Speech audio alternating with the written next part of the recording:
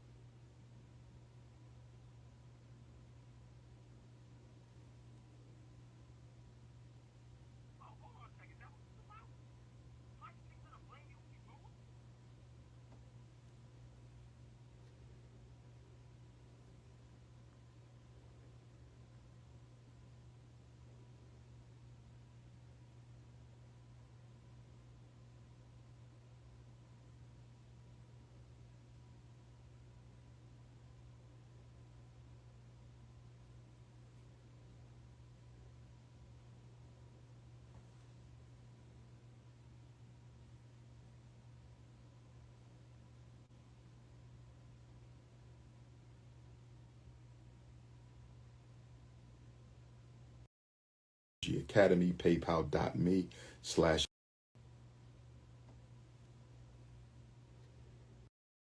I want to thank all the FDMG donors.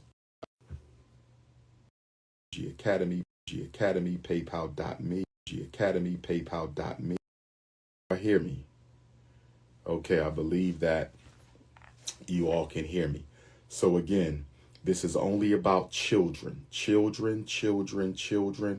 I will do a couple of Instagram live tap-ins, but we will mostly be calling folks up.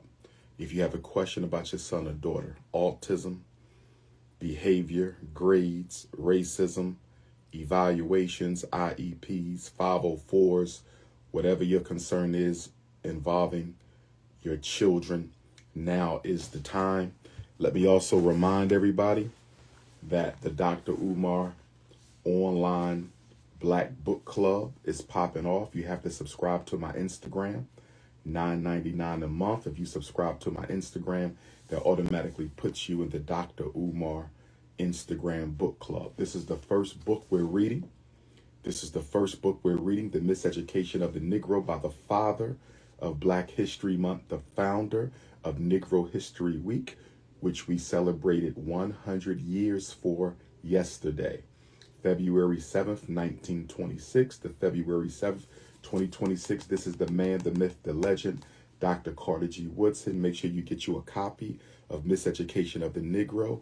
Read the first 3 chapters.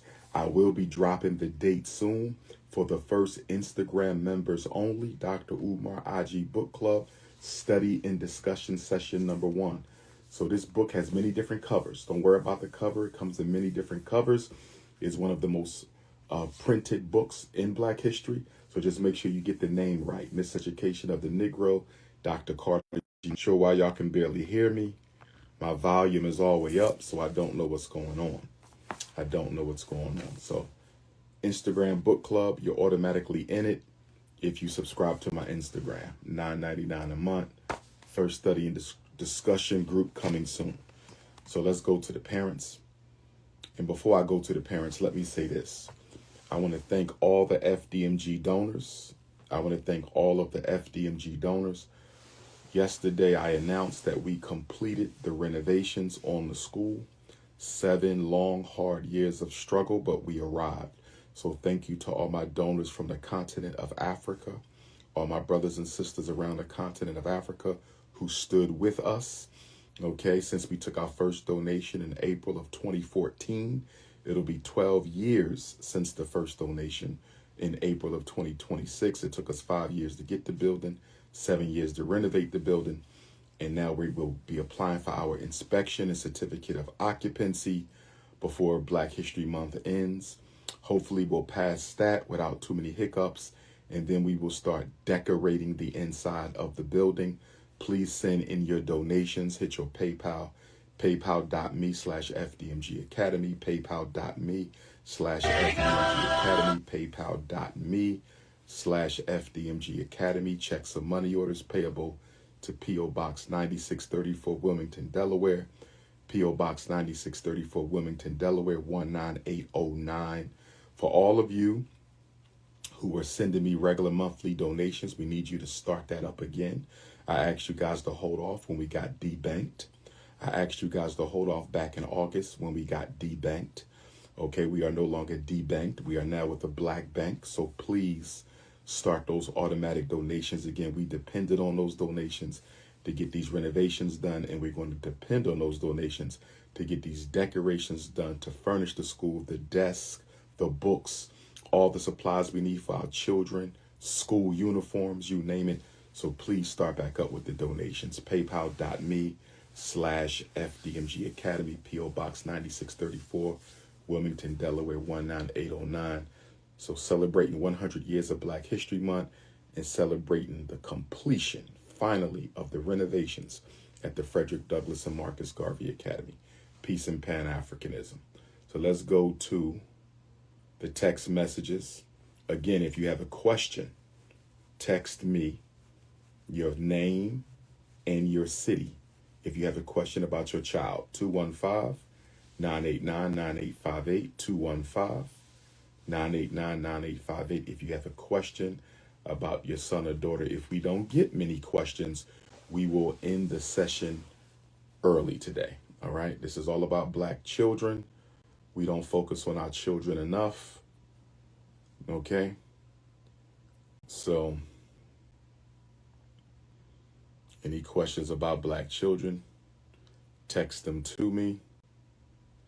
For my HBCU and PWI students, for my HBCU and PWI students, for my HBCU and PWI students, I need an official letter of invitation from your organization's faculty advisor or a university staff member. I need an official letter of invitation from your organization's faculty advisor or other university administrator in order for me to take your invitation seriously. So make sure they send that to me, princeofpanafricanism@gmail.com. We spell Africa with a K. princeofpanafricanism@gmail.com. And we spell Africa with a K.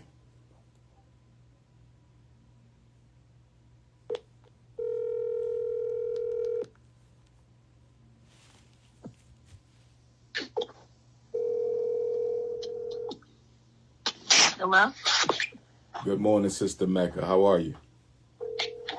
I'm well. Good to hear your voice, woman. It's been many, many years.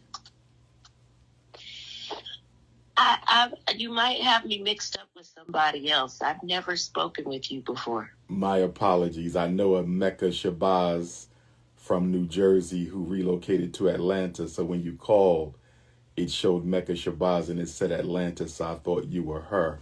My apologies. Are you, in fact, calling from Atlanta, sister? I am. All right. All right. Welcome. Go right ahead with your question. My question is, my son is in the 10th grade. Public school, charter school, private school, parochial school? Public school. Mm-hmm. And he takes advanced AP classes. And I believe that the upperclassmen in the classes, because the classes are upperclassmen, are messing with him.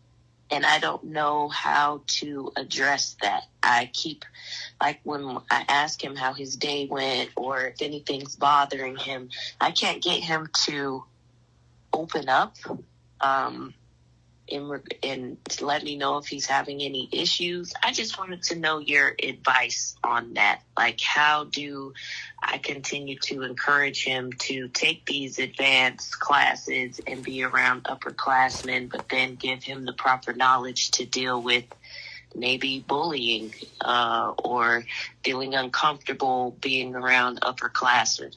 So let me ask you a question, Sister Mecca. Has he expressed interest in being removed from the class? No. Okay, so that's not an issue, which is good. Number two, the school that he attends, the students are primarily of what ethnicity? Black.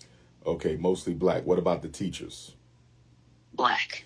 And most of the children in AP are also black.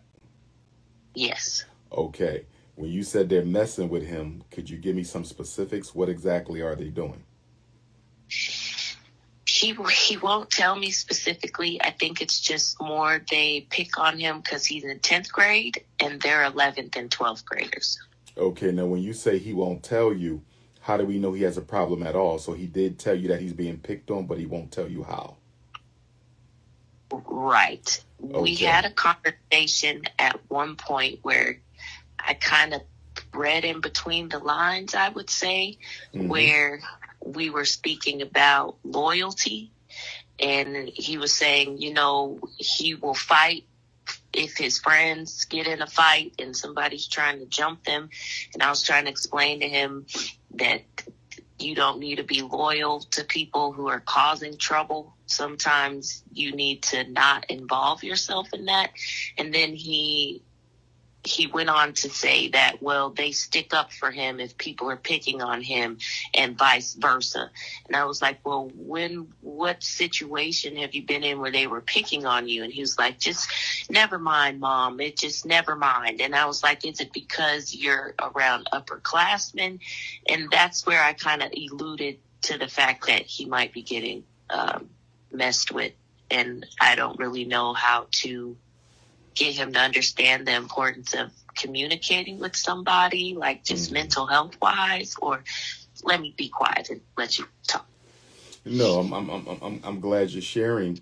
It never hurts to have a child see a counselor, therapist, psychologist for 3 to 5 sessions just to investigate and see if there's anything there. So yes, I think you should allow him to see a counselor, therapist, or psychologist for 3 to 5 sessions just so they can do an assessment to determine whether or not there's anything there. Your son's self-esteem, how would you describe it? Is it low? Is it average like any other kid? Is it very high? What type of child is he? Is he an introvert? Is he an extrovert? Is he a loner? Does he have a group of friends? Is he nerdy? Is he swaggy? Tell me about him. I would say his self-confidence is average. I believe that he is an introvert for sure. He just moved to Atlanta in August after living in Pittsburgh with his father for the past 3.5 years. He's a smooth, handsome, swaggy young man. I don't think he has any problems making friends. I know he reconnected with his friends that he had in 6th grade. So, any sexual identity issues that they could be trying to use against him? No. Okay. Question, you said he was living with his father for a few years. He just came back to live with you. Your relationship with your son, and the reason I'm asking you about that is sometimes the problems in school could be an extension of the problems at home. Was he looking forward to moving to Atlanta? Did he want to stay with his father? How is his relationship with you? I feel we have a good relationship, even though we haven't been able to live with each other for the past 3 years. He wanted to move back home with me and be with me. And so how has it been since he's been back? I would say he's still not acclimated yet. Like, I've grown during those 3 years, and I think it's just him getting used to me again and my temper. Like, we don't argue, we don't fuss, we don't fight. He's very respectful. He does everything I ask him to. He gets good grades. He made honor roll. So I don't see an issue between us. I just know that we're not super close. It may just be growing pains then. But you do want to communicate to him that unless he wants to communicate to you, exactly how he's being picked on, there's nothing you can do about it. Like, because my next recommendation was going to be for you to write a letter of complaint to the principal requesting a meeting to address the situation. But if he's not going to tell you what's happening, there's not much you can do about it. You could still speak with the principal about it. You still could, because the reason he doesn't want to tell you is he doesn't want to get back to his classmates that he snitched to his mom, because then they'll use that against him too.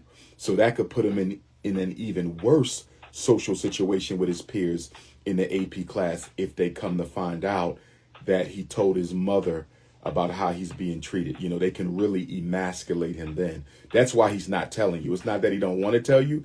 He don't want to risk that getting back to them, because things will get worse for him if it does. So I think you should still speak with the principal and just ask the principal or the teachers in the AP class, could they keep an extra special eye out because he's being taunted and bullied in there. He's not giving you specifics because he doesn't want it to get back to the students involved. So if they could just pay a little closer attention, or maybe they could pull him to the side and find out what's going on and then handle it subtly in their own special way. So you do need to bring it to the attention of the principal or the teachers. I think the teachers would be a better bet, though, because they're closer to the problem than the principal.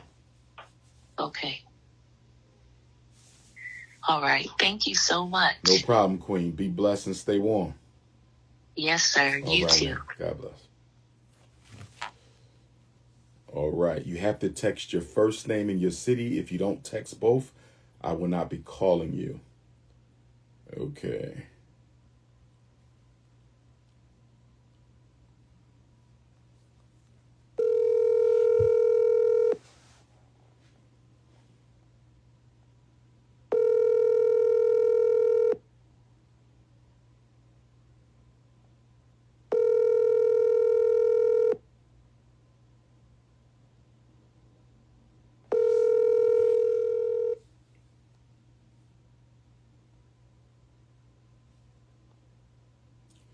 Again, if you have any questions about your son or daughter, you can text your first name and your city to 215-989-9858, 215-989-9858. Let me see if we have any tap-ins. If you have a tap-in question,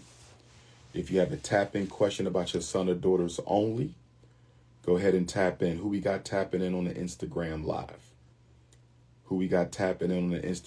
Make sure you sign up for the IG Black Book Club with Dr. Umar by subscribing to my IG. Do we have any tap-in lives? Anyone want to tap in with a question on Instagram?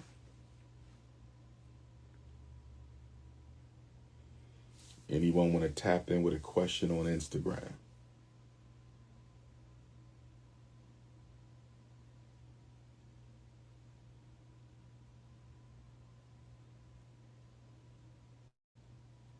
Let's see. All right.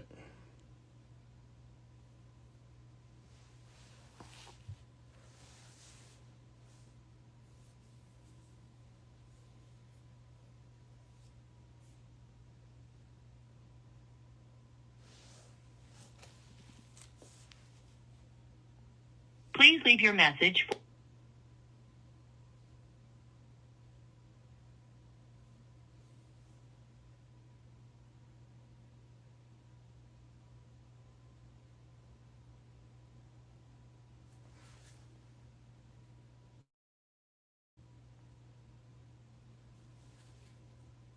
Okay, that person isn't picking up. Okay.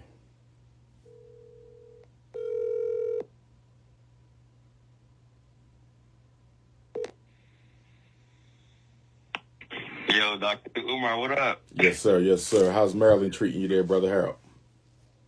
It's good, dude. It's pretty cold here. You know, we had a snowstorm a couple of weeks ago. It's kind of dying down a little bit, but definitely not used to the cold no more. I've been in California for 8 years. I'm just back for a little bit, helping my grandmother with some stuff. So, you know, I'm definitely getting my blessings that way, though. Powerful. How far is Germantown, Maryland from Wilmington, Delaware? Oh, that's only actually about like a few hours. I had a girl who drove over here when I first got here in November. So. Okay, let me check right now. The reason I'm asking is, we just finished the renovations on the Frederick Douglass Marcus Garvey Academy, and we'll be applying for our final building inspections and certificate of occupancy before the year is out. And so once we get approval, we're going to start decorating the school. And I was asking because we will be having a grand opening at some point this spring. So you might need to come on through the grand. It's 2 hours. It's 1 hour and 58 minutes. So that ain't too bad. What? Yeah, you might got to come on up to the grand opening. Okay, yeah. Definitely give me the tip off. That'd be cool, man. Now, let me say this to you though. You have to donate to the school. Nobody will be allowed to attend any FDMG programs, conferences, seminars, activities if they have not donated. So make sure you get on PayPal and donate, or make sure you send a check of money order. I don't care if it's $20, but you make sure you get on the donors list, because if you're not on the donors list, you cannot participate in anything. Okay, copy. Yeah, I have PayPal, so yeah, I can do that. No doubt. And it's FDMG Academy on PayPal. FDMG Academy, one word. All right, nice. No doubt. What's your question, my brother? Yeah, that'd be cool to do, man. March 23rd is actually going to be my 33rd birthday. So, oh, man, happy solar return, early solar return. Yes, sir. Thank you. Cool.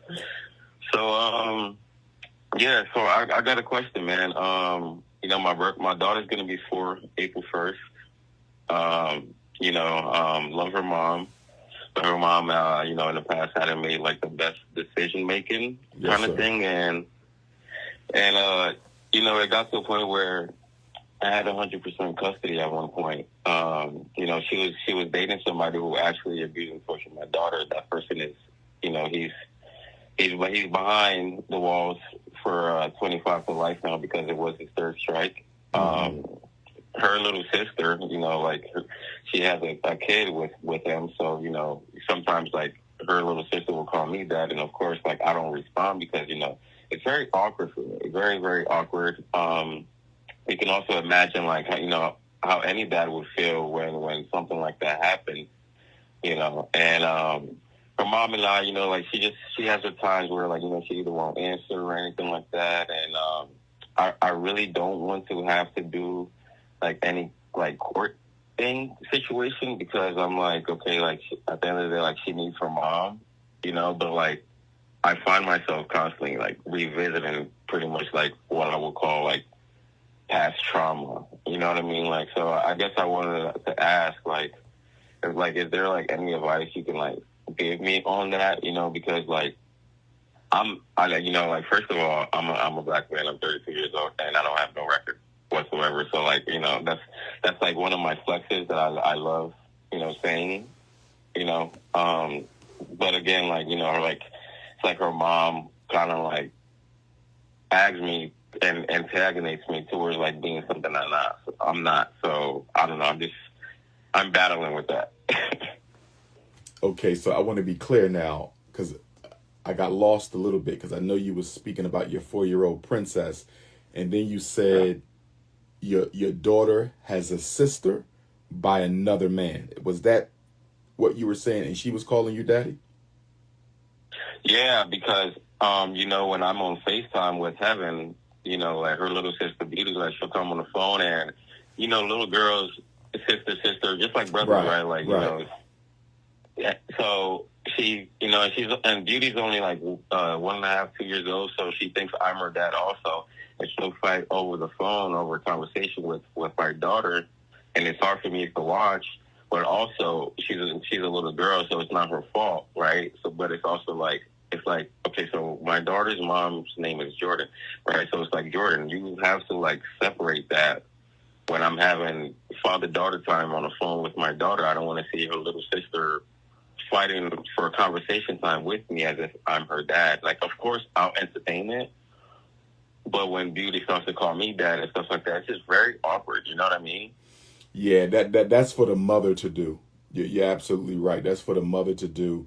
Perhaps your daughter needs to go into a separate room with the door closed when she's having FaceTime with you. It's not fair to the small child And I appreciate you for doing what you're doing. You know, don't clarify that with the little girl, because that could hurt her feelings. It's the mother's job to clarify that, you know, with her.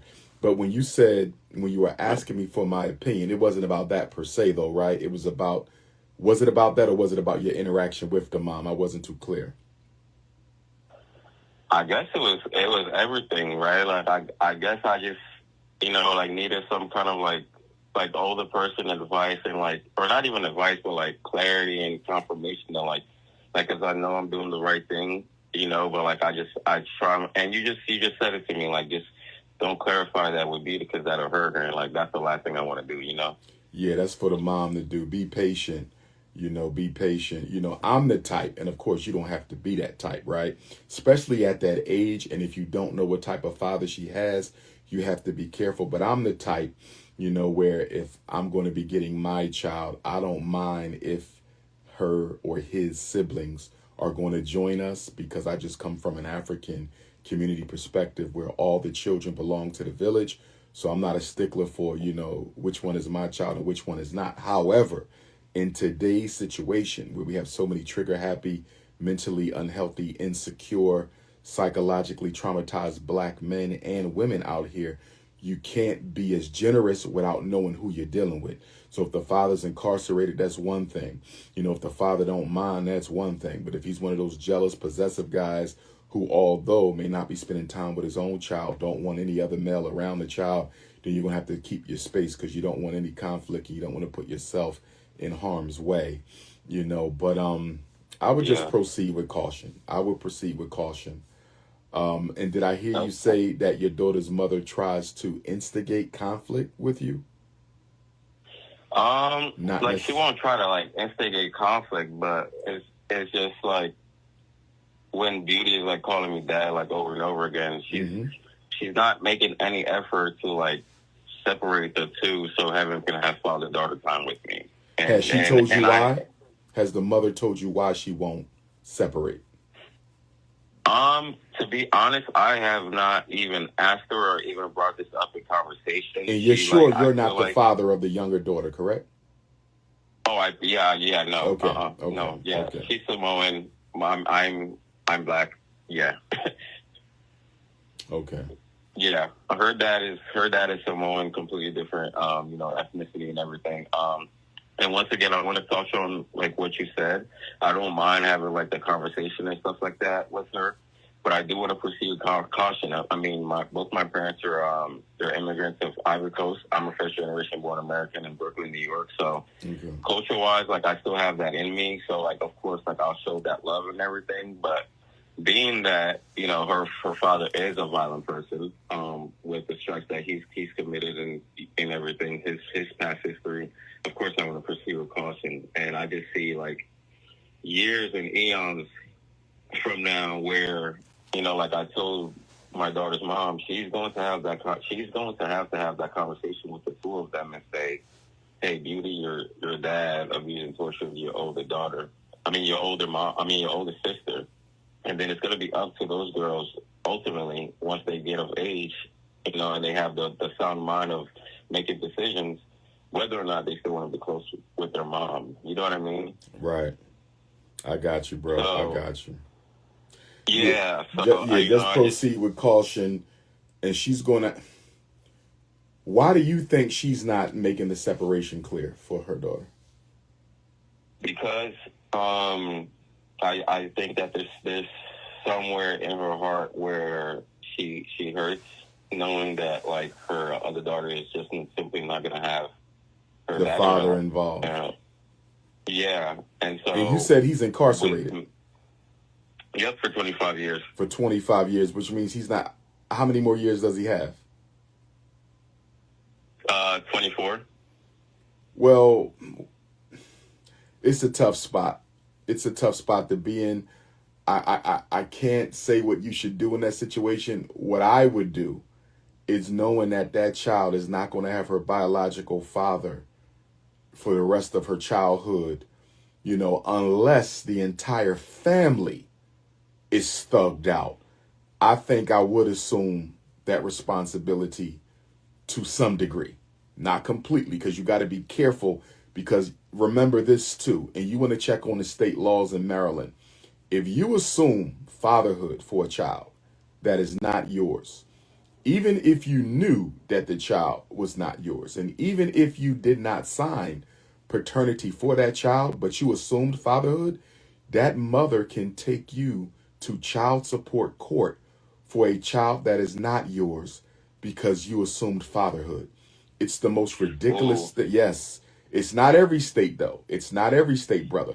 But please check the law. Make sure that's not the case in Maryland, because I don't want a situation where you decide to do the right thing and assume fatherhood would be the parental figure for your daughter's younger sister. And 3-5 years later, you end up in a relationship, a serious relationship, whatever the case may be, and the mom don't like it, and she decides to take you to child support for your daughter and her other daughter. So make sure you check the laws on that first. But barring that, if there's no law that could, get me on the hook for paying child support for a child who is not mine for assuming fatherhood, then I think I would do it. Assuming that he ain't got no thugged out relatives, cousins and uncles who are going to have an issue with you, being the father figure for that young child. I would do it. I would do it. I can't say you should do it, but I would do it. If I know that father is going to be gone the rest of her life, this is my daughter's sister, I would do it. Yeah, so what I'm going to have to do is, because, I'm in Maryland temporarily right now, helping my grandmother out, and then I'll be back in California. So she's right now currently in San Diego, Oceanside to be specific. Okay. And I can check those laws out. But I will say this, what I do have on my side is, at the time that all this happened with my daughter, I went to court and I received 100% custody. And just to let you know another flex, the cops in the court, after I got 100% custody, gave me money and said, good job, so like, and as a black man too, like in the society, when that happened, that made me feel really good, so like, I know I do have that on my side. Her mom does have a history of not making the best decision. So in case of anything, I know I do have that on my side, but I will definitely be careful and also proceed with caution, but definitely also not completely exile my daughter's little sister out. Right. She's a little girl, and she needs that also, and like it does break my heart to like talk to my daughter, and then like her sister is like trying to have like that time also, and I can't completely like just shut her out because she's just a little girl, like she doesn't have that figure. Exactly. So it's kind of like somewhat of a high calling for me to step up, but like not all the way, of course, right? But like just the person that I am and the heart that I have, it just makes sense why like I guess this calling is upon me. No doubt, man. Well, you got my number. Keep in touch, bro, if you ever need to text or call. Okay, I got you, Dr. Umar, and I'll definitely be donating. Congrats on the new opening, by the way. Appreciate you, bro. Be safe out there. Yes, sir. All right, now. Okay. One love.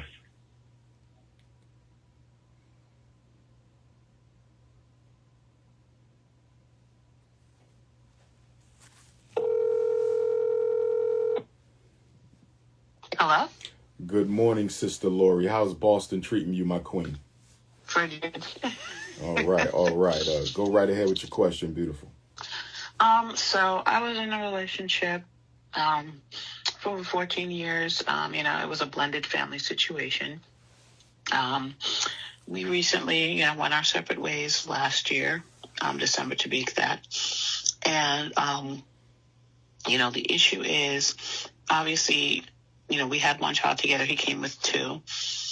They're grown. They're in their 20s. My son is the youngest. And how old is your son? He is 13 right now. Okay. And so the issue is, I do want him to have a relationship with his father and, of course, his siblings. And his father does too, obviously. But I feel like it's like a little double standard because when, for example, the oldest, who's a girl, wants to come over here, she really, he doesn't know that I know, but he discourages that. He's asking her, like, why do you need to go over there? And, most of the time she's coming to see her brother or she just wants to see me. Right. I don't see and he's always, Exactly. And he's always said, well, if they choose to have a relationship with you, I'm okay with that. But every time they do, words are had, unbeknownst to me, but they do tell me. Do they still live with their father physically, the two older siblings? Yeah, when we separated and they moved out, they went with their father. Yes, they wanted to stay, but he would not have allowed that. Okay. Anyway, so the issue is he's constantly asking the younger one, is he coming over this weekend, things like that. And once again, this is a conversation that he has directly with my son. I am not involved. I do not influence. If anything, I'm the one telling my son, you should really go hang out with your father. And the few times that he has gone, his father wasn't there. He had things to do. Mm-hmm. And so he ended up spending the time with his brother and sister, which was fine. But it was mainly just him sitting there watching TV. And so how often is he scheduled to go over there, if you don't mind me asking, to see his father? Whenever his father asks. So if his father asks every weekend, then that's what it is. Unless he has because he does sometimes basketball and snowboarding, which hasn't really started yet. Okay. But will be starting up. Now, so how often has it been though? Like, give me a rate. How often is he going to see his father? Is it once a month, every other weekend?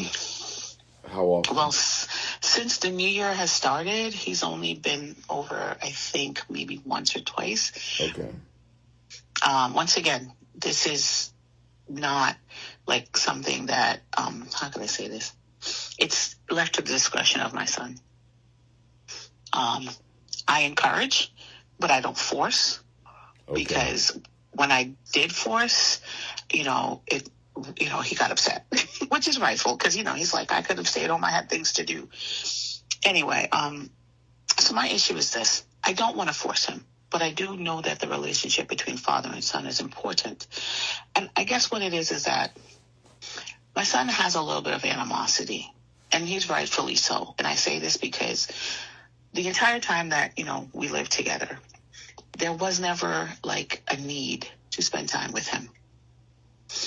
And they existed in the same house. And in his father's mind, he's like, well, I didn't need to go and spend specific time because I was there. I'm like, no, you were physically here. Mm-hmm. But you were not engaging with him. So now that you want to have him come over all the time, he's looking at you sideways because he's like, well, for most of my life, you lived in the same house with me and you didn't spend time with me. So what's the big deal now? And, I'm trying my best, without I don't want to taint my son in any way. I keep saying, well, he's trying now and that's what's important and you should really, do it. But the thing is, in the past, when they did spend time together, I planned it. I orchestrated it. When they were, here, I would plan family or father-son, father-daughter times. You know what I mean? And I get that that's something maybe he's not, that's not his thing. But I'm like, we're not together. I shouldn't have to still do that in order for you to spend time with your child. Okay. Am I? Now, So okay, like, give me that again. You say you shouldn't have to do, and I heard what you said, but you shouldn't have to do specifically for him to spend time with his child. Like plan events, plan things for so them you're to the do. one putting together the activities for them. In the past. Okay. Now, when you say your son has animosity, he has animosity because the father doesn't spend time with him when he goes, or he has animosity because you and the father are no longer together? What is the source of the animosity? I think it's a little bit of both, but the issue is the constant need every week to call and ask him if he's coming over. And his thing, and every time he does that, he says two things to me. Why does he want me to come over so much? Because when he was here, he had no interest in spending time with me. And two, why am I going over there? He's not even going to probably be there. Have you asked his father about that, about him not being physically available when he goes to visit? No. I think you have to, because that's a legitimate concern. Because if he's, first of all, I believe, based on my 25 plus years of working with children, that it's better to have a relationship with an unpleasant parent than to not have one at all.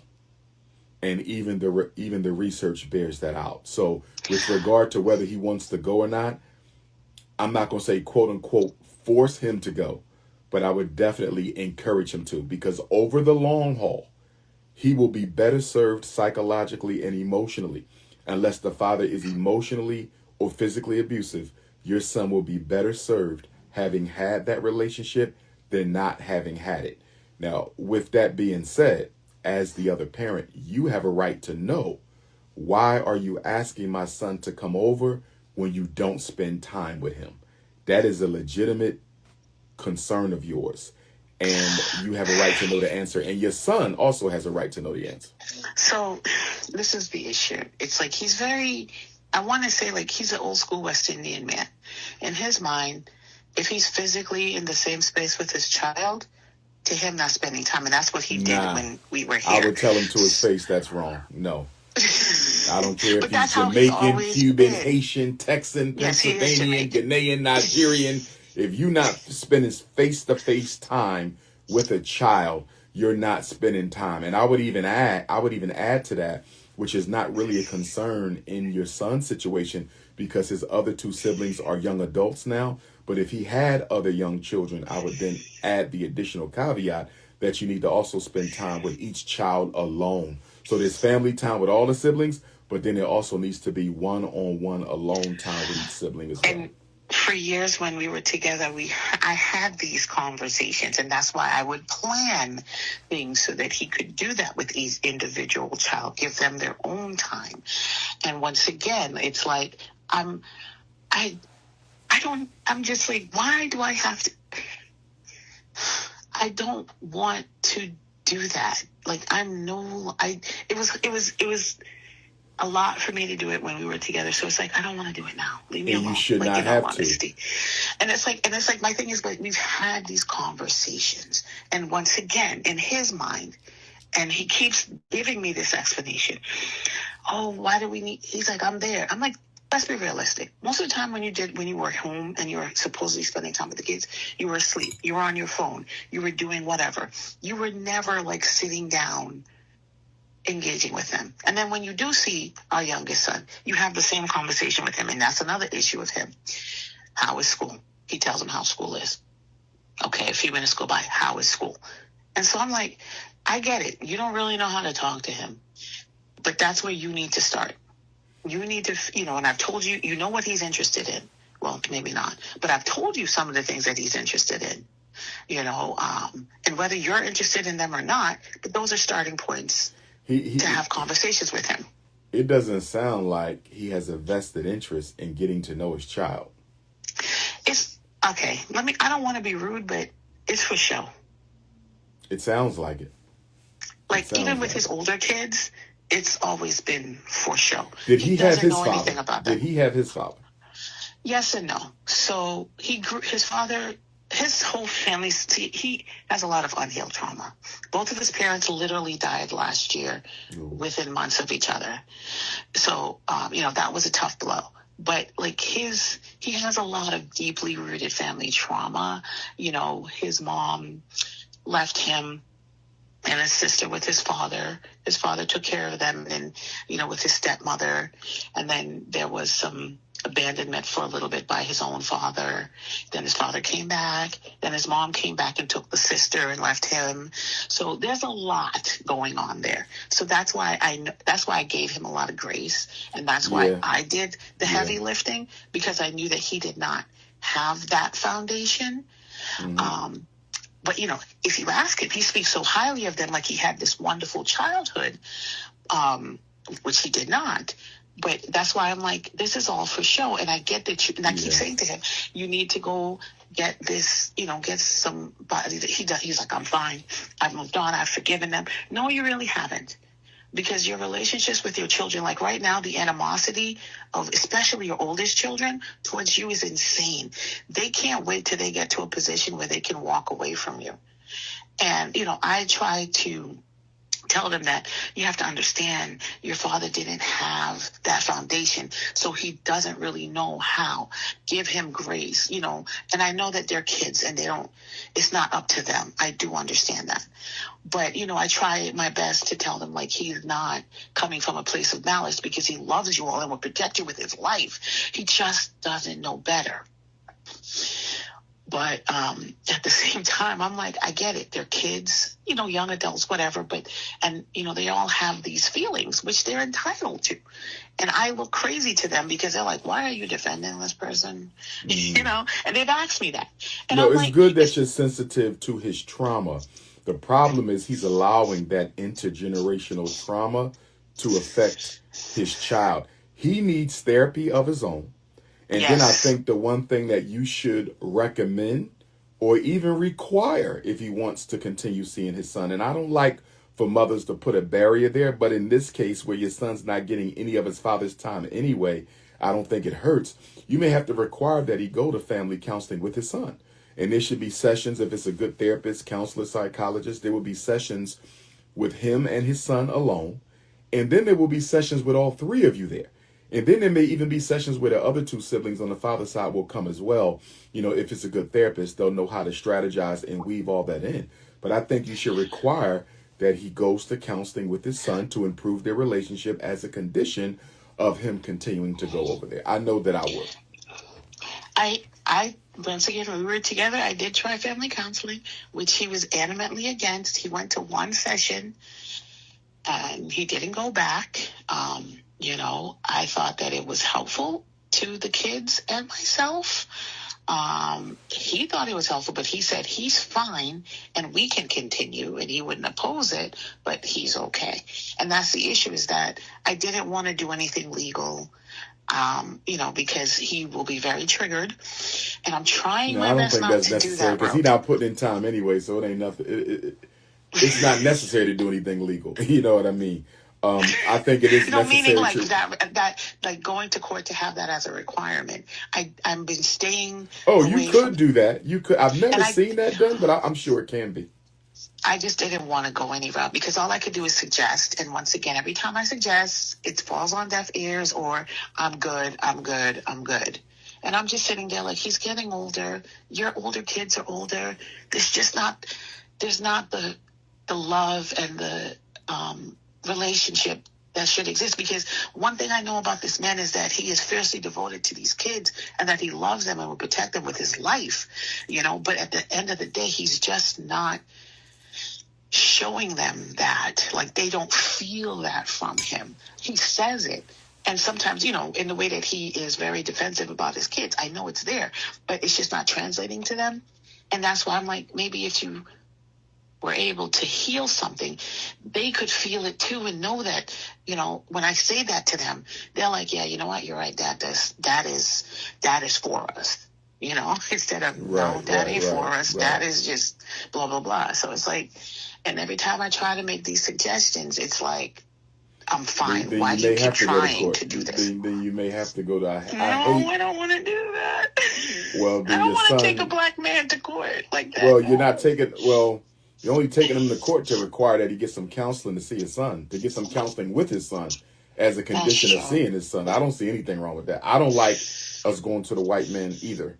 But in this case, if there's nobody else he's going to listen to, because ultimately we're worrying about the healthy psychosocial emotional development of your son. So it's not really about what you want to do or what he wants to do. It's about what needs to be done for your son. And he needs to be made to go to counseling with his son as a condition of seeing him, because he's not spending time with him. And I'm going to be honest with you. He may be avoiding spending time with your son because it evokes the memories of his own trauma. Some people can't be in the same situation that brought forth their trauma, right? Like, some people can't work with young children if they were abused as young children, because in working with the young children, it automatically triggers those painful memories from their own childhood. It's like a woman who got married and the husband abandoned her, the week after marriage. She can't work in a business that requires her to be around newlyweds because it may trigger the traumatic memory. So I think it's possible that at a certain level, he's not putting time in with your son because being around your son, his son, triggers memories from his own inner child that he can't deal with. I mean, it could be so strong where in having fun with your son, he may break down and start crying in front of your son because everything he's doing with his own son, he needed that from his father and did not get it. So he could be avoiding your son could really not be about your son. It could be him avoiding his own trauma. And that's why he needs to get counseling for him and for him and his son. See, that's the thing. But then if you know this, then why do you keep calling and asking this child to do these things knowing that... Because he's traumatized. Because he's traumatized, yeah. Because he's traumatized. That's why you have to put some direction and boundaries to this. Okay. For the sake of Because I really son. want them to have... I know the importance of having your father in your life. I do. And Yeah, but I want that it's just for my not, children. But the thing is, the best predictor, and we're taught this in graduate school, the best predictor of future behavior is current and past behavior. People don't change easily. Most people never. The best predictor of future behavior is current behavior. That is true for animals. That is true for us. That is true for black people. That is true for white people. It's true for your family, your relatives, your coworkers. What they have always done is likely to be what they will always do. We don't want this to perpetuate another generation. This is what you call an intergenerational curse. And if you don't get active and simply keep on wishing things will change, your son going to end up be 18, 21, and he's going to be just as damaged as his dad. I hope no, that's not happening. No, I put you my have son to in get counseling. your son some counseling of his own. No, he does. He is in counseling right now. I got him a counselor, a black male psychologist. So my son is in counseling because I look at my brother. You know, my parents divorced a long time ago, and my brother, because my father wasn't, as involved. He's West Indian. And my brother made a decision. He's like, when I have a child, I'm going to be the opposite of my father. And that's exactly what my brother did. My brother is a phenomenal father, was completely active in my nephew's life from birth till now. And he is graduating college right now. He graduated early. He finished in December. And double major, everything. And so that's what I'm like, that's the role. You know, my ex said the same thing. I want to be different than my father. In his mind, well, I stayed, so I'm better than my father already. And I'm like, you need to do more than that, sir. No, that's selfish. That's selfish. And I've seen that a lot. I've seen that a lot with fathers. I've seen that a lot. I've had fathers tell me, my son should not be complaining that I don't spend time with him because at least I am present. And my father was not in my life at all, and I turned out okay. And what I tell those fathers is, you did not turn out okay. Because if you would have turned out okay, you would understand why it's important for you to spend time with your father. So he could also be dealing with that too. There's a lot of men who feel that my child should be happy that I'm just here. They should be happy that they just see me. They should be happy that they just wake up in the house with me because I didn't even know my dad. And what they fail to realize is your trauma was your trauma. Why are you going to selfishly traumatize your child based on what you didn't get? And what it is, it's a selfishness. It's even a jealousy to a point too, where why am I going to give him all this and I didn't have all this? It's almost like I need my son to feel my pain. I want someone to feel how I felt, and the only person whose feelings I can control are those of my child. Well, children, because he used to tell the older two that all the time, and I would tell them that's not okay. You don't tell them that they should be happy that you're here and that they have way more than you ever got. They're supposed to. They're your kids. Stop that. Got you. Well, keep me posted. And that used to piss me off. Thank you. I appreciate it, and I will do what you said. Yes, sir. Thank you. Okay, keep me posted, Mama. Thank you. All right now. Bye-bye. Bye-bye. All right.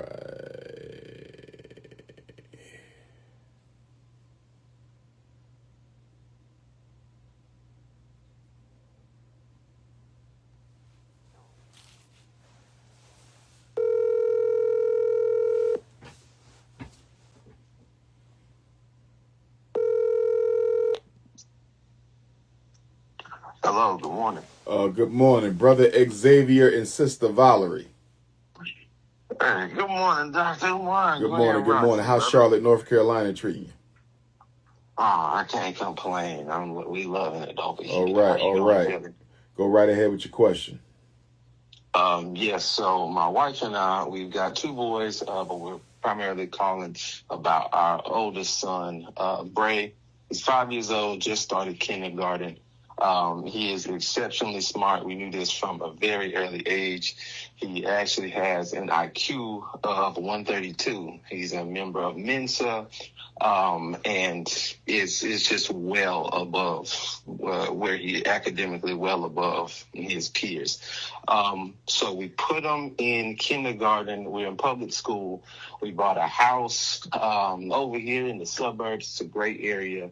And we just want your opinion on how to best support a high IQ kid in a public school setting. So he's in kindergarten right now? Correct. Okay. Well, with the high IQ children, you don't give them more to do. You just give them higher order things to do. So, for example, he's going to read as much as other kindergartners, but he's going to be reading several grade levels ahead. You know, he's going to do the same amount of math as other kindergartners. He's just going to do higher level math.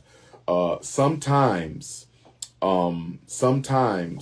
schools and parents make the mistake of giving the gifted children more work. They don't need more work. They need higher level work. The quality has to be stronger because they're more intelligent than the others. You know, so, and you still want to make sure, you know, he has his social life too. Because I've also seen it with gifted parents. They overburden their gifted children with all types of extra academic pursuits. You know, they're in robotics, they're in chess, they're in the math club, the science club. And then when I talk to the child alone, they're like, Dr. Umar, I don't get a break. You know, my parents just got me running. And I understand the importance of tapping into my, you know, the gifts that God gave me. But at the same time, I'm still a kid. You know what I mean? So definitely, you know, we want him to develop his gifts. You know, we don't want to overdo it, but we do want him to develop his gifts. But you just want to give him higher order stuff. And one of your biggest challenges, and of course, at that age, it's all about reading, right? Because between 2 and 7, how old is he now? He's 5. He's 5. So between 2 and 7, children experience probably, arguably, the largest growth in working vocabulary. Like a child's working vocabulary will grow by like 50,000 words between 2 and 7. We want to maximize that by making sure he's reading. He's in the reading clubs, the public library, anything that got to do with reading. Also, during that age range, because memory is so strong as it develops, this is where he needs to master all of his basics. And he probably has most of them. You know, your colors, your numbers, your sizes, your shapes, he probably already have that. So now we got to give him more basics. Now you got to know your countries. Now you got to know your vitamins. Now you got to know your minerals. Yeah. Now you got to know your elements. Right. So you want to make sure he, you know, and that's all crystallized intelligence. You know, the information you need to engage in analytical intelligence. You know what I mean? But really, that's the heart of it. And one of your biggest challenges is going to be making sure the teacher differentiates instruction. Because what we can't do, I don't mind a child, and y'all might have to consider this, I don't mind a child being skipped a grade or two if he's not being academically challenged and if the teacher can't differentiate instruction. But beyond 2-3 grades, you can get into dangerous territory because socially he's now out of place, right? And therein lies the problem. Exactly. Because we were considering skipping him.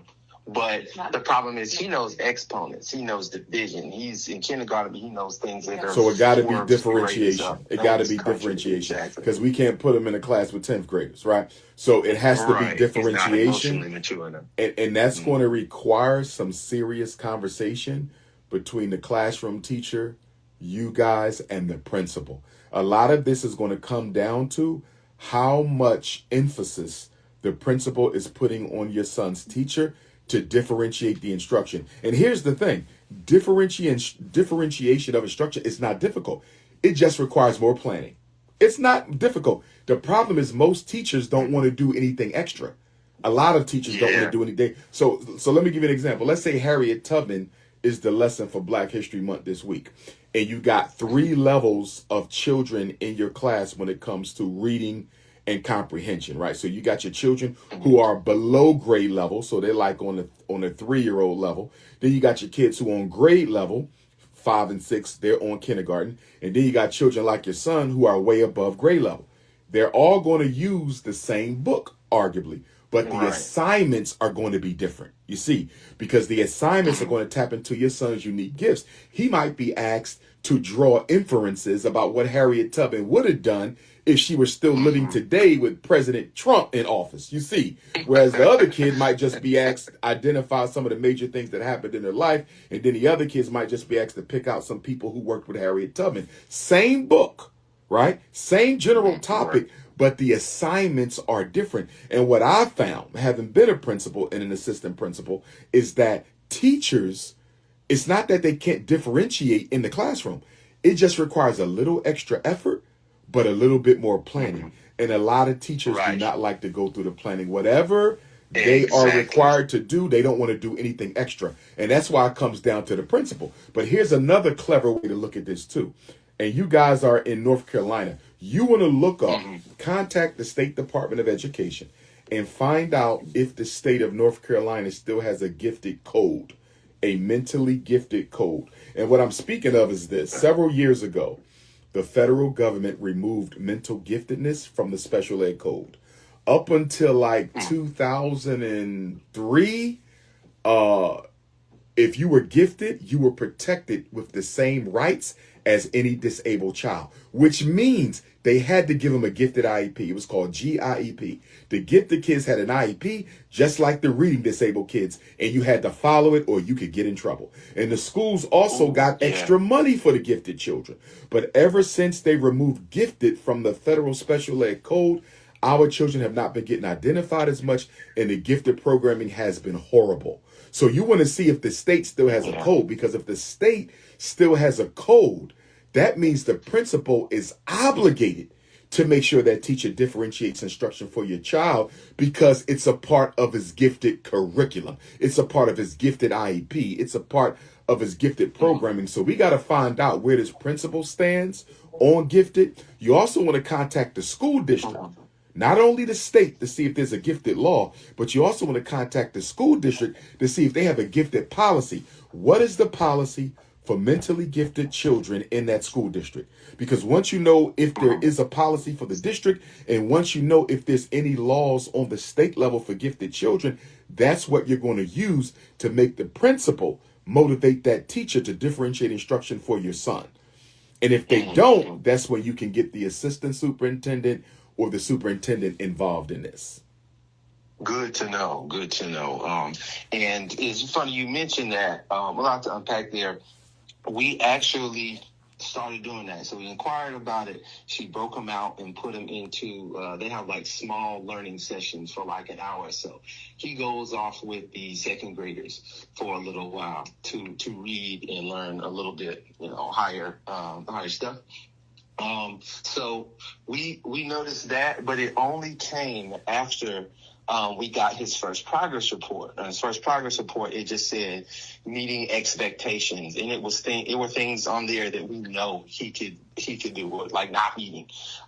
It was like count 1 to 20. Well, and he's right on par with grade level. Well, we know this kid can count by intervals of 20. He can do things far beyond that. So when we said something, the teacher, she's new. She was like, "Oh, don't panic." We kind of feared that she was just lumping him in with, was like trying to pad her stats and kind of lump him in with everybody else until we called it out. And the problem is it's the principal's first year here. The reason we chose the school was because coming here, we knew the old principal, and then suddenly she relocated. So that's kind of the full story of where we stand. Question for you. The students in your son's classroom, ethnically speaking, what are they? How's the classroom broken down by race? Mixed. So there's two other black girls. He's the only black boy. A lot of them are Indian. Half of them are Indian. Half of them are white. Yeah. Okay. The principal is what race?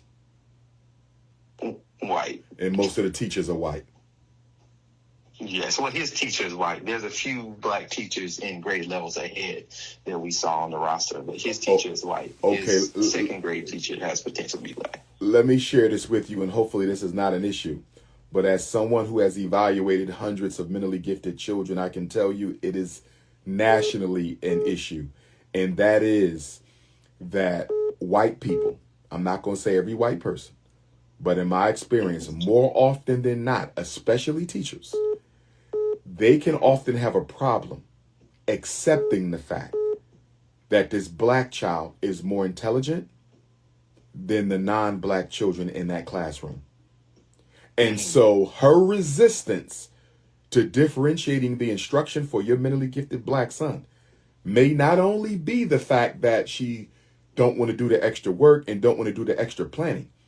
It could be her core beliefs about race and racism. It could be her core beliefs about white supremacy and the inherent intelligence of black children.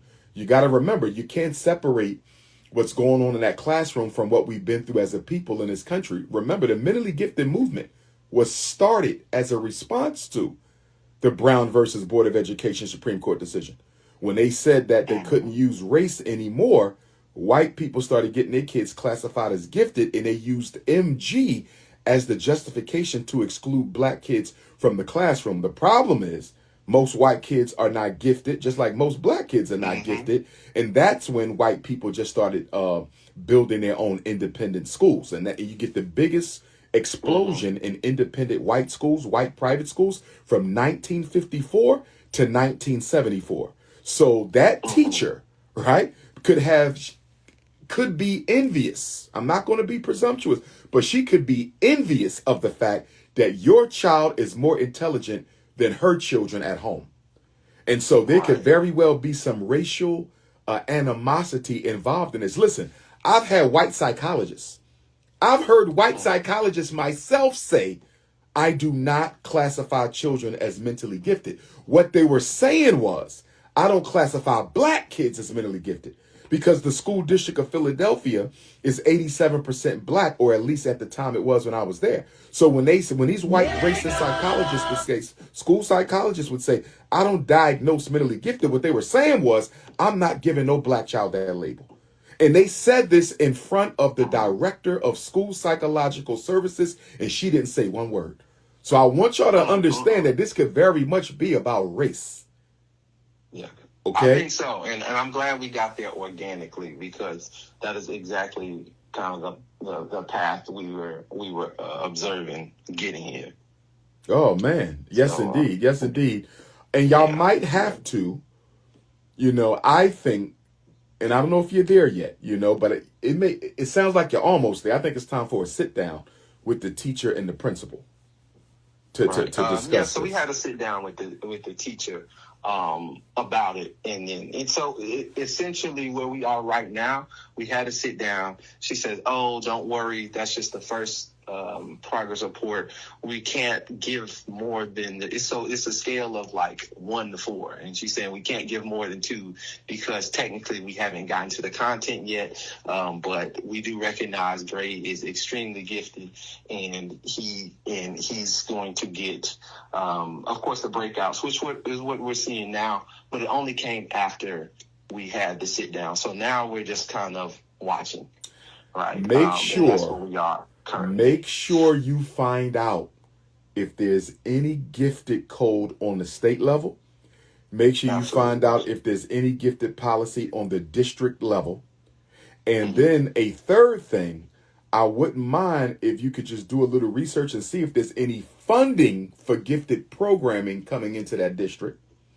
Okay? Because ultimately you guys are going to do another letter. You may have to do another letter to the principal. But this time it may have to be carbon copied to the district superintendent.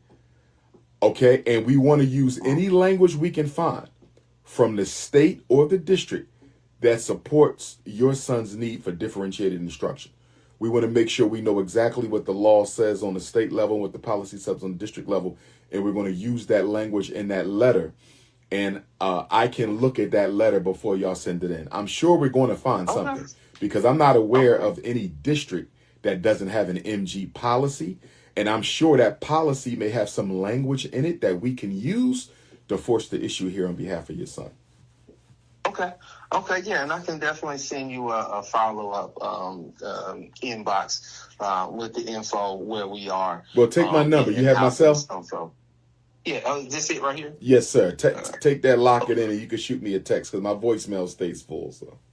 Okay, yeah, we definitely can do that, brother. Yeah. I really do appreciate your guidance on this. So we were just kind of trying to balance where's the line between keeping it cool, because at the end of the day, we want our son to have a good relationship with the teacher and when to escalate. So, your opinion on that matter would be greatly appreciated, and we will send us any donation to Frederick Douglass Marcus Garvey Academy too. Will do. I appreciate you, brother. Keep me. Yes, we believe in what you're doing, and we want to see it all come together. Thanks a lot, brother. All we got. Will do. Appreciate you, man. Keep me posted. For sure. All right, now. You. Y'all be blessed. All right. Peace.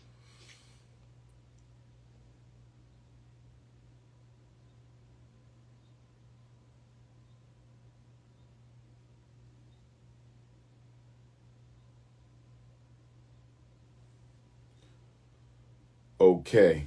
Any tap-ins? Anybody want to tap in with a question, or if anybody want to ask me the question, text the number 215-989-9858, 215-989-9858. Let's see if we got any tap-ins here.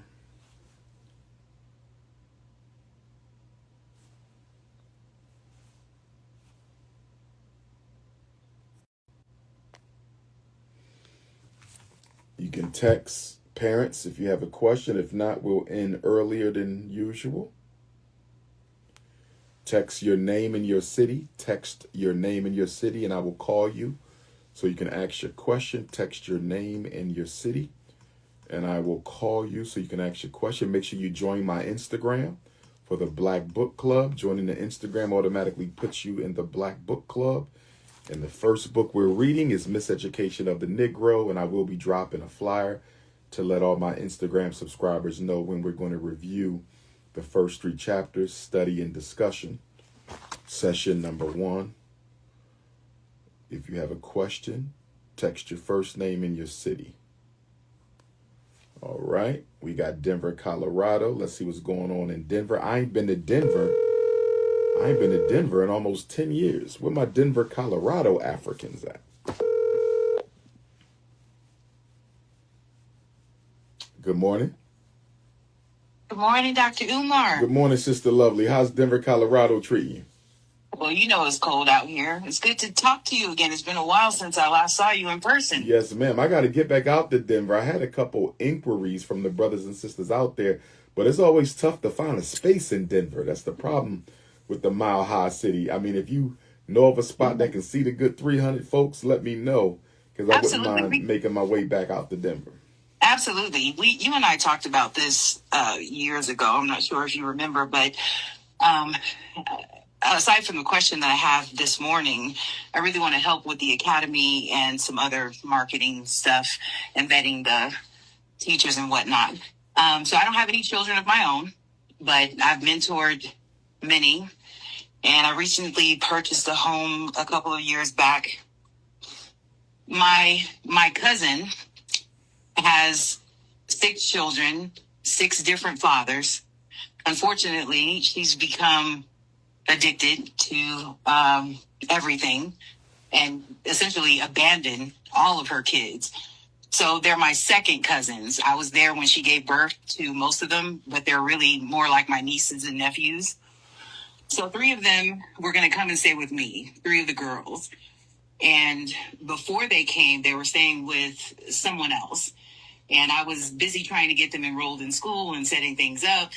And the oldest one called and told me that she didn't want to go to school, that mentally she wasn't prepared to go back. It was, basically a BS excuse for wanting to do what she wanted to do. And I told her, well, that doesn't make any sense. You're 17. You're a senior in high school. You don't have any children. There's no reason for you not to go back to school.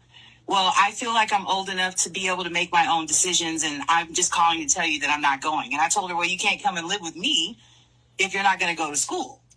And I told her, this is a warning. If you do not go back to school, you'll be pregnant by the end of the year, before the end of the year is out. Well, I don't think so, and I don't care, and you're not my mom, so I don't have to do what you're telling me to do. So she didn't come to my house. And the next time I heard from her was when she was abandoned. Someone left her in an apartment somewhere, and word got back to me, and she asked if she could come to my house. It was 2:00 in the morning. I told her, sure, of course. I got an Uber for her. She came over. I opened the door. Dr. Umar, she's 6 weeks away from her due date. I had no idea that she was pregnant. Wow. 6 weeks away from her due date. So I prepared the guest room. I could tell that she was hungry. She was shaken. I just wanted to make her comfortable for that night. The next day, we had a conversation about her future and her plans. And I told her, you need to get your GED before the baby is born, because your life isn't going to get easier once the baby comes. That's your rent. That's what you have to do. So she agreed, and I got her some study books from the library and materials, and they were collecting dust on a shelf in my house. So one day I told her, look, we're now 5 weeks away from your due date. You need to start studying to take your GED. I'll pay for it.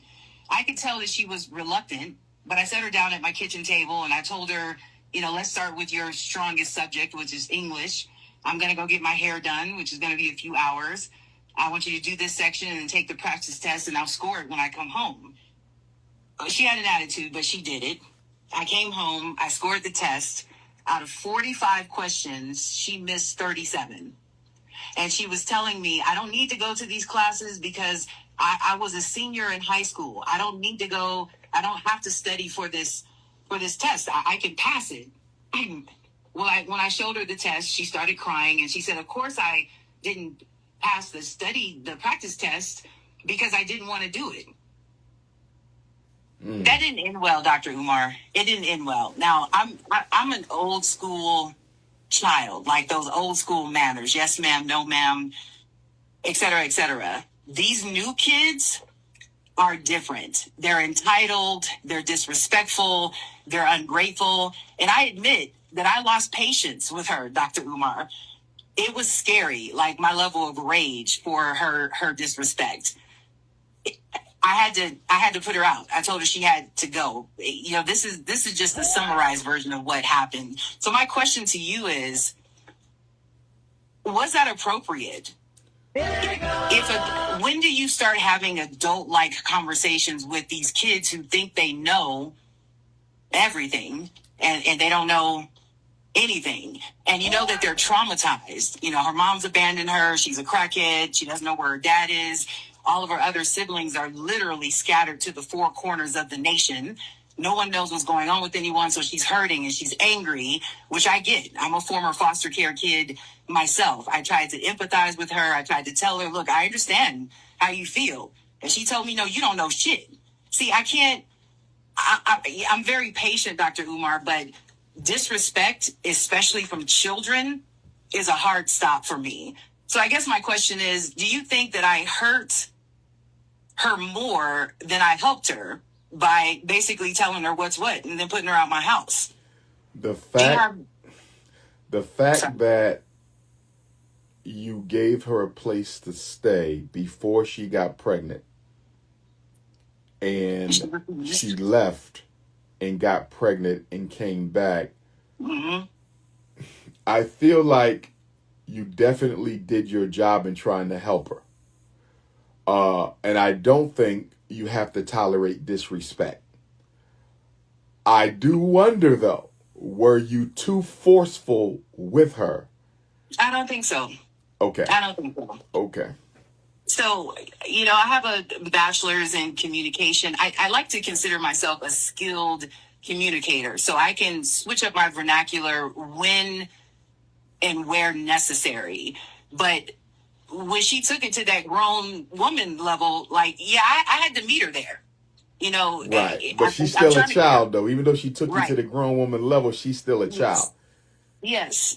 But, sometimes I say, sometimes you have to lower your vibrational frequency, like Lauryn Hill says, so these ignorant niggas can hear you. Like I felt like otherwise she wouldn't have. I think I was being too nice. I think letting her come here after I told her she couldn't come when she refused to go to school may have been a mistake because she wasn't maybe taking me seriously. Okay. What do you think? I wish we could have gotten some counseling before we sent her on her way. I would have liked to see how she would have responded. I tried. You did try that. They think they know everything, Dr. Umar. These are not, they're not our generation. They don't understand that they're a child's place. They never, and I think it's because they're exposed because of the internet and social media. They're exposed to material that they really shouldn't be seeing, hearing until much older in life. And because they can get these likes and follows, they think they're mini celebrities. No one's aspiring to be a doctor or a lawyer anymore. They all want to be an influencer and they want to do lashes, and it gives them a false sense of entitlement. And they think that they have license to address adults as though they are adults. Because, it's not this, they're not of our generation. Yeah. Even though I made peace with what happened, that it still nags at me a little bit. Did I fail her did I give up too soon? Question, did you cease all communication or are you still communicating with her? Oh, I absolutely ceased all communication. Absolutely. Do we know where she is and how she's doing right now? I hear things here and there that she's couch surfing with this newborn. Well, I think the baby might be around one now, which is exactly what I told her would happen when I asked her, what is your plan? I have plans. I have friends. They're going to babysit for me and I'm going to get a job. And I told her, yeah, that sounds nice. But it's highly unlikely. It's implausible. Do you know what that means? That's what I asked her. Highly unlikely to occur. Do you know how much childcare is? Do you think that your friends who are also 17 and 16 years old are going to give up their free time to watch your baby? Do you think life is going to get easier when the baby comes out? Why do you think I'm trying to push you to get to GED now? Let me ask you a question. And I agree with everything you're saying with regard to your messages to her. Mm-hmm. Do you think you met her with enough empathy emotionally in your dialogue? Yes, sir, I do. You don't think you came off as a drill instructor? No. You see, I get that a lot. I don't know if you remember, but I'm a poet, a provocative spoken word artist. So yeah, I did, I was trying to help her understand that I understood by sharing what I went through when I was her age. I asked her, do you know what I would have given for someone to have offered to come and stay in their $500,000 home in the guest room for free? And the only thing they wanted from me was just to go back to school. I understand your rage about being abandoned by your mother, who is your primary source, supposed to be your primary source of love and support, and what that feels like, alone and adrift and scary. It's terrifying. You don't understand. Hold on. It didn't come out as smoothly as I'm saying it to you now, because I had to keep telling her I'm still talking. First I talk, then you talk. Mm-hmm. First listen, and then you can talk. It just didn't go over well. Well, if you don't want to talk to me, let's talk to a therapist. Maybe they can help. No, nobody knows anything. Do you know what it feels like to not be? Even though I told her I know what it feels like to be abandoned by your mom. I tried, Dr. Umar. I just didn't have any more patience. I didn't have any more grace.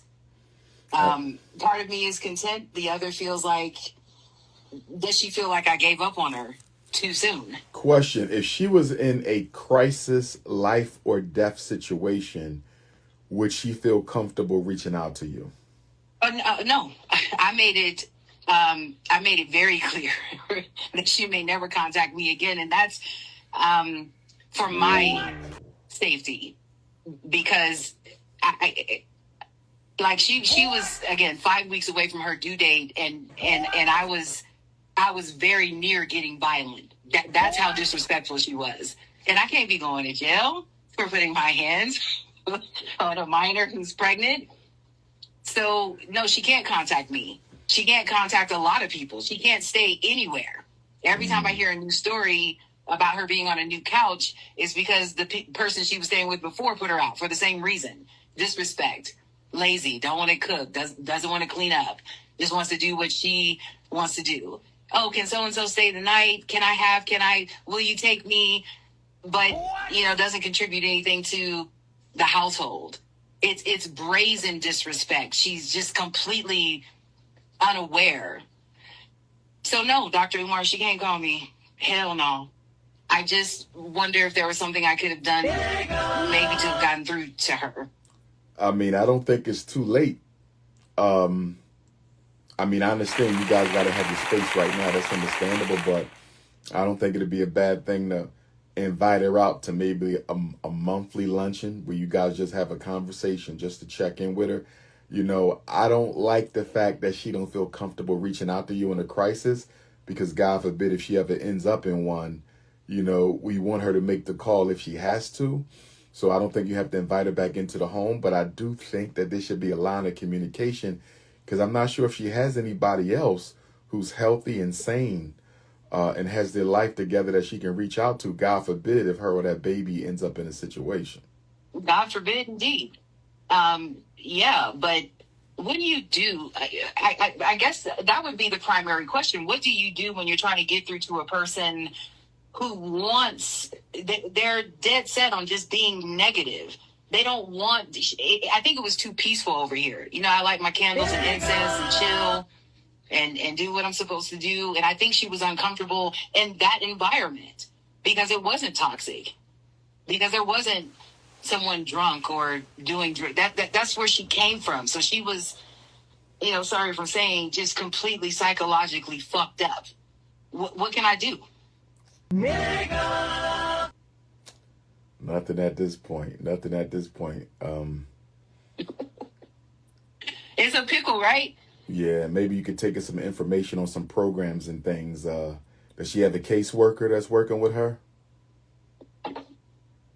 I don't know, Dr. Umar. My biggest concern for her and that baby, and this is why I'm asking you to establish some line of communication. That this sex trafficking thing is out of control, especially for young black women. I told her. And for her to be that young and for that baby to be that young, I am very concerned about her living house to house, because that is exactly the trajectory for a young lady who ends up kidnapped and ends up in one of these sex trafficking operations, and her baby, because they harvest the children and they grow the babies up, and then they sell them on the underground sex trafficking market as well. And that's my concern. It's my concern as well. I tried to tell her. There was just no getting through to her, and I think it had a lot to do with her anger. I don't want this wall to come down. I don't have anything else, so I'm just going to hold on to this anger, and I'm going to be defiant and flippant and curt and disrespectful, and I'm not trying to hear anything about my safety or, whatever. And then people who know that she's my, basically niece, they'll send me Snapchats of what she's doing, twerking in the streets, and I'm like, but where's the baby? She needs help, but I don't know how to reach her. And I do worry for that. I worry for that every day, because I know what it's like to have that hole in your heart, and be out there trying to fill the hole with whatever you can to feel whole. And that's dangerous. I walked this walk. Unfortunately, I succumbed to things I shouldn't have, looking for love, looking for acceptance. And that's what I see her doing. But, I can't make her. I worry for her. I worry for all the children. You should go check on the baby once in a while, though. You know what I mean? Just tell her I'm coming to check on the baby. I don't know where she is. You could find out, though. Oh, yeah, she blocked me. I'm the enemy, right, for trying to help. They're so backwards. If we end up finding a space for me to come speak in Denver, right? Mm-hmm. I want the three of us to meet for an hour. Me, you, and her. Could you make sure that you have happen? the patience for that, Doctor? I'm very sure I have the patience. I want the three of us to meet when I get out there.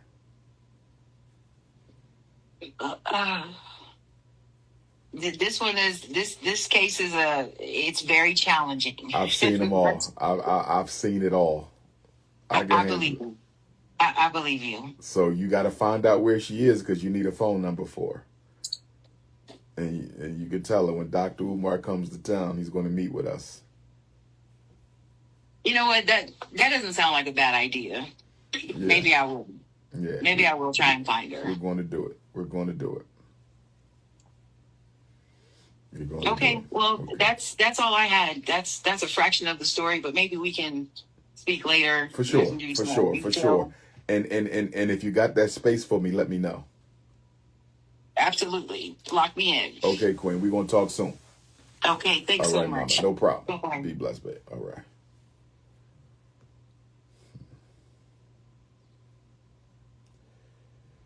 And see, before I go to the next caller, this is why I'm sick and tired of seeing black men and black women on the internet talking about how the opposite sex doesn't measure up to their standards when we have all these children in the community who needs our love and attention.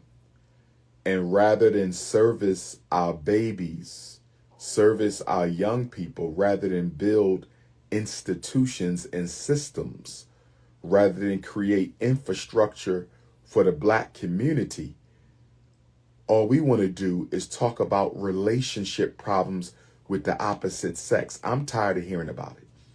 I don't know about all of you, but I'm tired of hearing about it. That is not the priority right now. I am sick and tired of men talking about what's wrong with women. I'm sick and tired of women talking about what's wrong with men. I want to talk about what's wrong with the community and why we not serving our children. That's what I want to talk about. Let's talk about what's wrong with the community. Where is that podcast at? Where is the podcast talking about how we going to save these teenage baby moms? Where's the podcast talking about how we going to save these teenage baby dads? That's what I want. Where's that podcast at? Where's that podcast at? Because all I'm seeing is relationship. What about the damn community? Where is that panel discussion at? I don't hear nothing about that. I keep hearing about all this other stuff. Let's get back to the phones. Let's see if we got to tap in.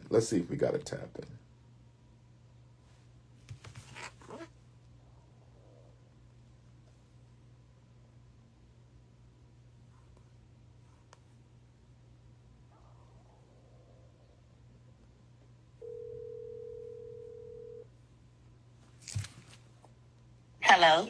Good morning, Sister Denidra. Am I saying that right? Yes, you did. Good morning. How's Winston-Salem, North Carolina? It's cold, honey. It's cold down there? It's cold. Oh, man. I did a book signing in Winston-Salem once, but I never actually spoke there. So one day I'm going to have to come to Winston-Salem and speak to the people. Yes, I would love that. We just gotta find a location. If you know of a church or community center, someplace that we can hold the event, because it's going to be free. Just let me know. I actually do. I will send you the information. Yes, ma'am. Text me that. So what's on your mind this morning? Okay, so just context. I have 3 sons. 28, 26, and 15. All right. I started listening to you actually when my oldest was 15. So the older 2 got through school. They have their high school diplomas. Now I'm with this younger one, and he's so more mature than his brothers was. So much so to the point where he knows that the school systems are not designed for his benefit. Mm-hmm. So now he has the mindset of, I don't need school. I don't want to go to school. And he's 15?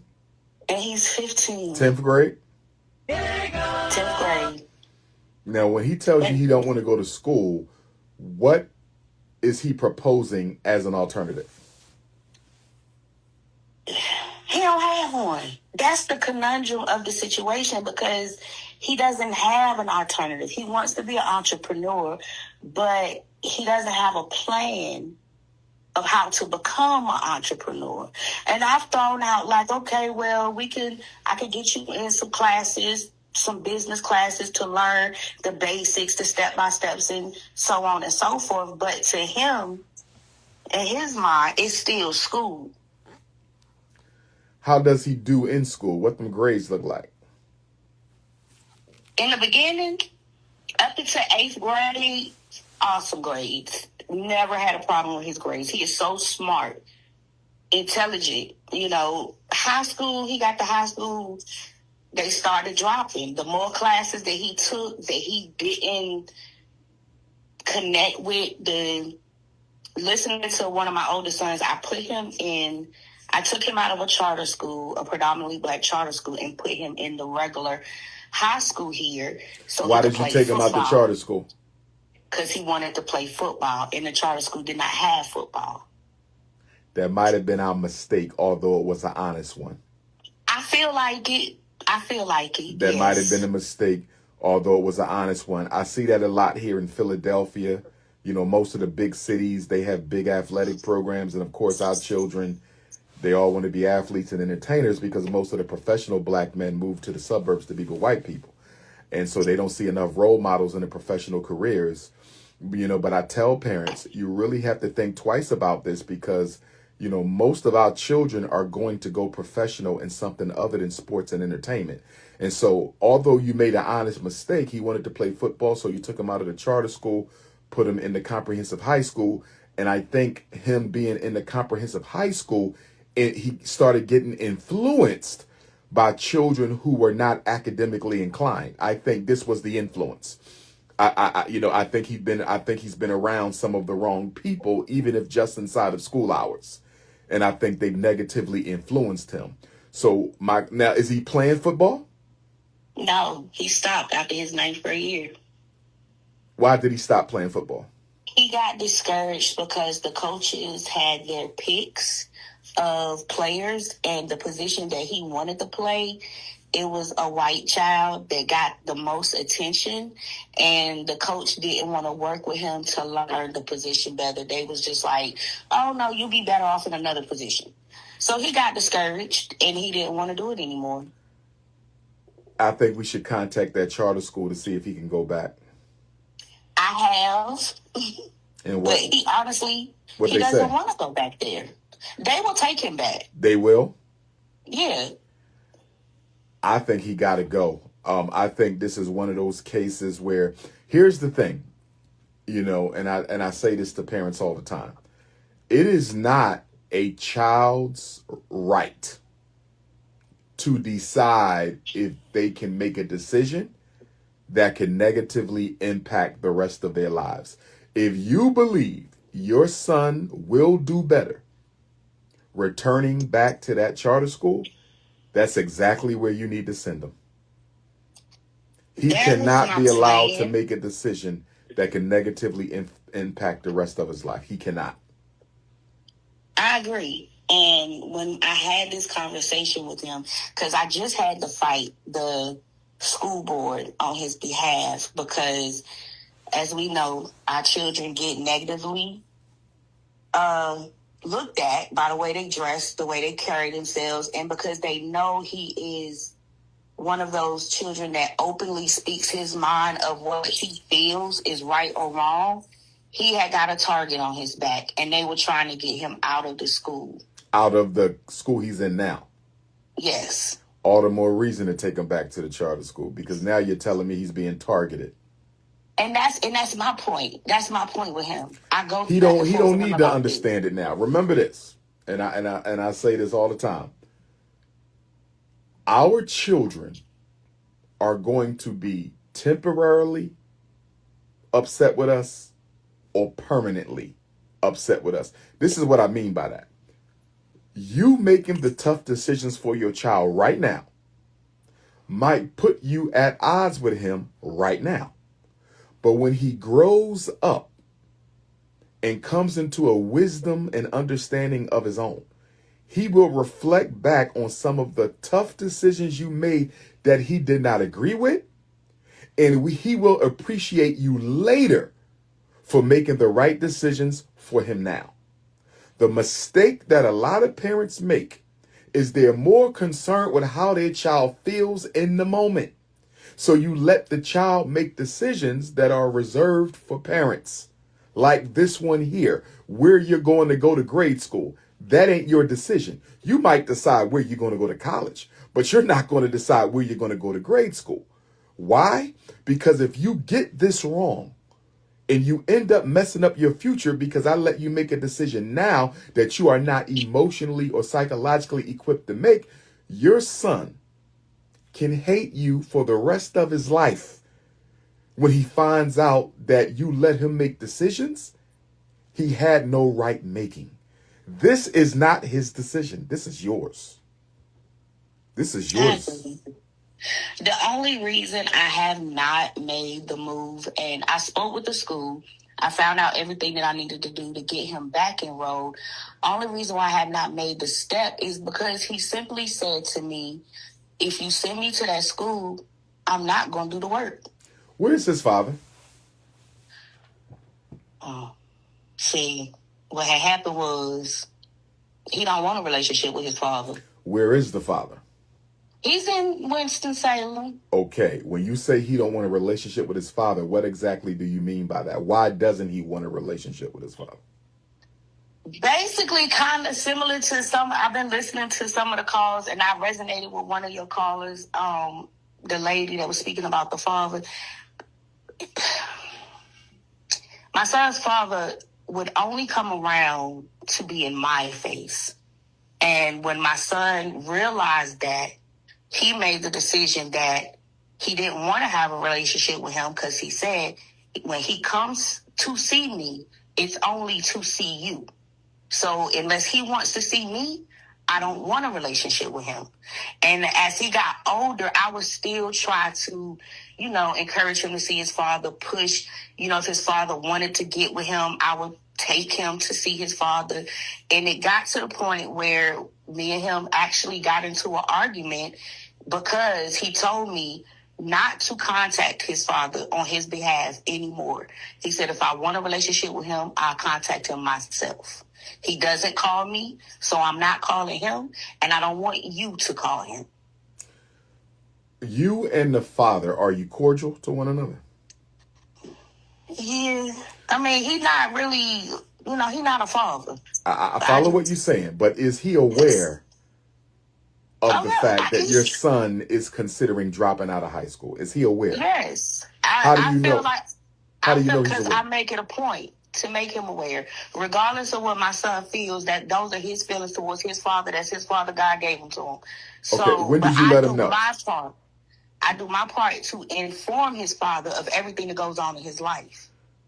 When he's cutting up, when he's acting out, when he's doing good, when he's on point, I inform him secretively so my son don't get upset. But I let him know, what his life is what's going on in his life. He doesn't come around. He doesn't show up. So, I respect myself. I got a question for you, Queen. When did you let the father know that his son was thinking about dropping out? When did you let him know that? When he first started telling me about it. How long ago? And then the last time I spoke with him, it was a few months ago. It was a little minute ago. I don't talk to him often, but okay. It was a few. I need you to contact that father and tell him your son is thinking about dropping out of school, and if he does that, he's going to become a statistic. Can you please start spending some time with your son and have a good conversation with him about staying in school? I think if the father got interested in that son, and not you, but in that son, in your son, I think he'll stay in school. I think he's at a point right now where he need that structure and that masculine love that he can only get from his dad. Yeah, I agree, because him and his brothers are at each other's necks because they try to give him that, and he don't want it from them. Nah, he need it from his dad. And Like, that's the thing. That's the hardest thing. Is like, okay, how do I get him? Because his father has said, this is what I'm gonna need you to do, and I know this is gonna be hard. I need you to talk to the father face to face, and I need you to make sure he feels you. You feel me? Like, don't be mean, don't be nasty, be firm, but operate out of your feminine. Operate out of your feminine. And I mean, I ain't talking about no flirtatious, none of that. Just operate out of your feminine. Your son needs you. Can you do this for me? And can you do this for him? Like, operate out of your feminine and get that father to start spending some time with his son. You can do it because you're not at odds. So you can do it. You're going to have to do it to save him. We don't need another prisoner. We don't need it. We don't need another gangbanger. We don't need it. We need him to finish. We need him to finish. And you know what would be really powerful? I'm going to tell you what would really be powerful. When you speak with his father, if the two of you can agree to meet with him, he don't even know this. Right? You taking him out to eat. Let's say you go to dinner, right? And the father's there. He don't even know. Boom. It's both of y'all. Son, we need to talk to you about the rest of your life. And y'all side by side. He's sitting across from y'all. And he's shook right now. Because he like, how the hell did the two of them come together? You know what I'm saying? Just for me. I want him to see that united front. Y'all can do it. Get to that father and get him. I'm going to do my part. Do your part, but go into it right though, Queen, because it's about that child. Like, we got to stop putting our relationship losses and failures above the best interest of the child we made together. You know what I mean? Yes, I totally agree. You feel me? And because the two of you are still somewhat cordial, I think y'all can work together to get him back on the right track. Okay. And then I think y'all need to create a behavior plan for him too. And what I mean I don't feel like it's ever too late, but it's never too late. It ain't too late. He's still in high school. He good. We are running out of time. In North Carolina, at 16, he could decide if he want to go to school or not. I know. And I have no say. Exactly, but we don't need you letting him know that. Oh, no, he don't know. You feel me? That's not even coming up in the conversation.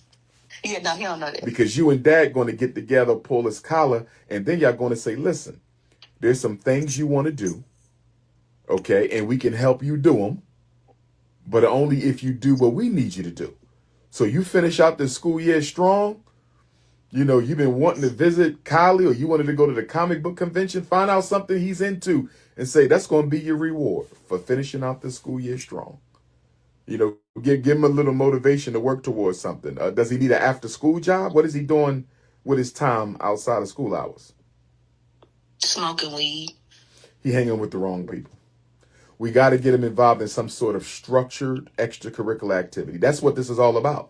He's hanging with the wrong people. But here, it's not anything in Winston-Salem like that. I've done research, been online. I've done called people. And I've done my due diligence because that's what I am. I'm a researcher. And I know, like I said, I have 2 grown boys. And I know what these streets hold out here. And he's done lost 5 friends in the past year. He might be dealing with grief, too. That could also explain why he's underachieving. He also needs some counseling. I've tried counseling. He wouldn't talk to him. I tried a black male counselor, and he would not open his mouth. How long ago did we try the black male counselor? Remember now, counseling is not one size fit all, my queen, right? I know. The first time was a black male counselor. He would not talk to him. Then I tried again recently over the summer in the beginning of this school year, and 2 different counselors, and he would not talk to them. And he told them he's not going to talk to them.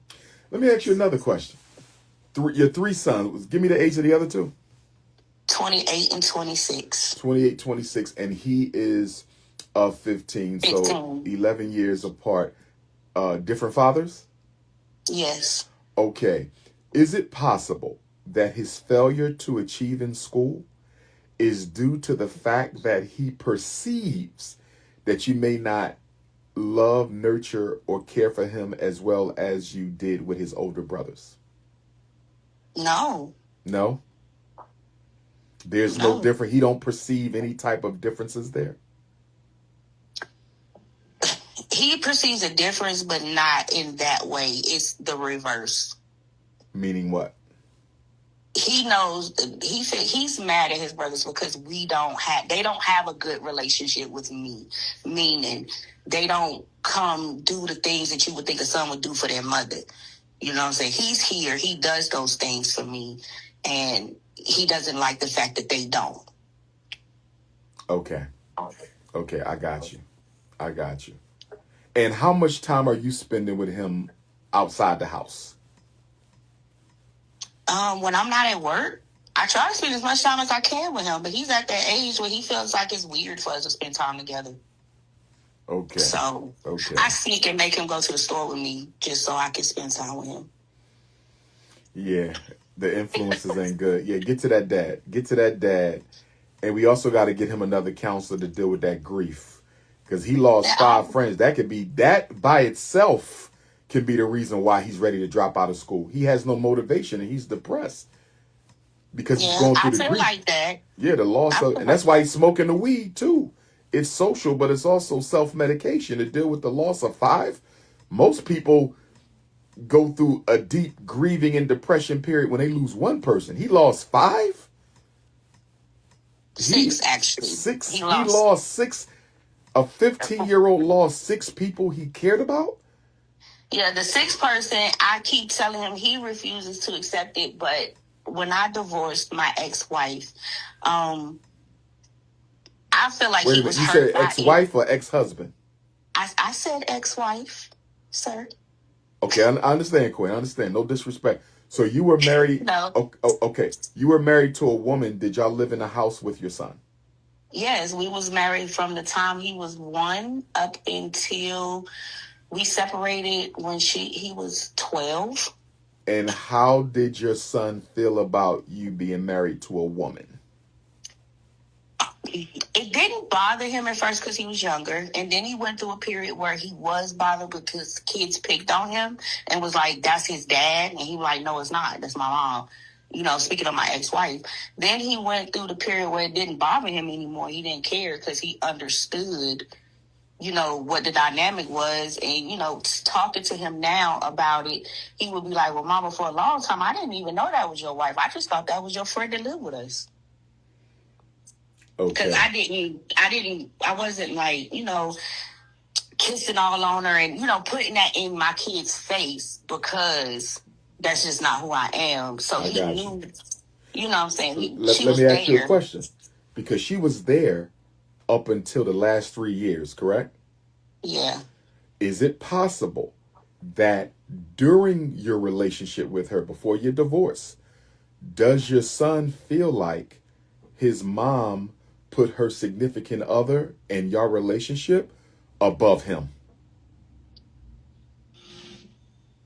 If I were to talk to your son, would he tell me, Dr. Umar, my mother cared more about that other woman than she cared about me? I would say yes, because he's expressed times where I took her side and not his.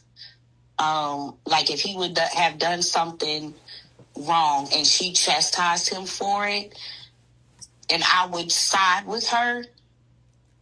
So yeah, I say he would say that. And let me ask you a question. When your significant other chastised your son, did that chastising come after your son was crystal clear that she genuinely loved and cared about him? Because when a non-custodial parent punishes a child, it is automatically child abuse unless that child knows for a fact this person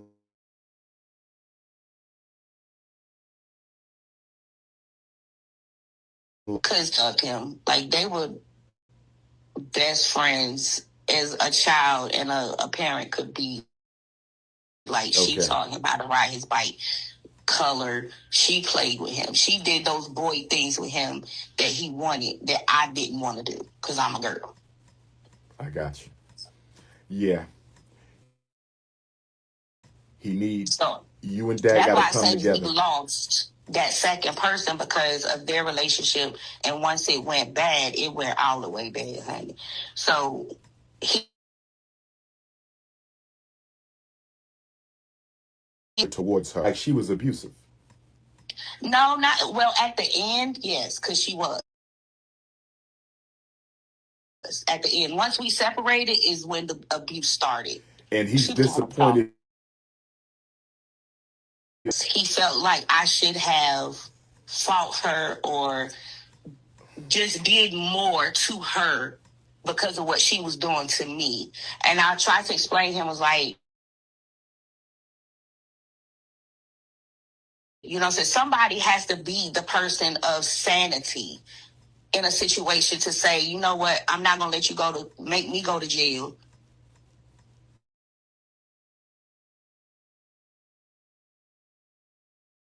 He felt, because, you know, he's from the streets. So he felt like I should have attacked her physically, and I didn't. Okay. So yes, there needs to be therapy all the way around. There needs to be therapy between father and son. There needs to be therapy between mom and son. There needs to be therapy with mom, dad, and son. He also needs some grief therapy. That's why he's thinking about dropping out of school. Because he got so much going on inside of him. The last thing on his mind is reading, writing, and arithmetic. Yeah. You feel me? I do. I agree. That's why I keep trying to get him to go to counseling. I'll do counseling. But when you say you keep trying, what therapist, where are you getting these therapists at? What I can find in Winston-Salem, because there's not too many black therapists. The first one I found out in Charlotte, the black man, he went and talked to him. And the second two I found through his school, because they had me thinking that, you know, the lady was like, they had a black male therapist on site, and if I signed these papers, then they will get him in that program. And it come to find out it wasn't anything like that. It was two females that came to speak with him. And he just sat there and literally told the lady, I'm not going to talk to you. Yeah, because I don't think he's convinced right now as it stands. And I know you love your son because you would have never called in. But right now as it stands, your son isn't certain. He's not certain that either parent truly, fully, and genuinely loves him. That's the problem. I think he knows now. I do. But I think he also plays on it too. And he might. But either way, you and dad got to get together and get on the same page or we going to lose him.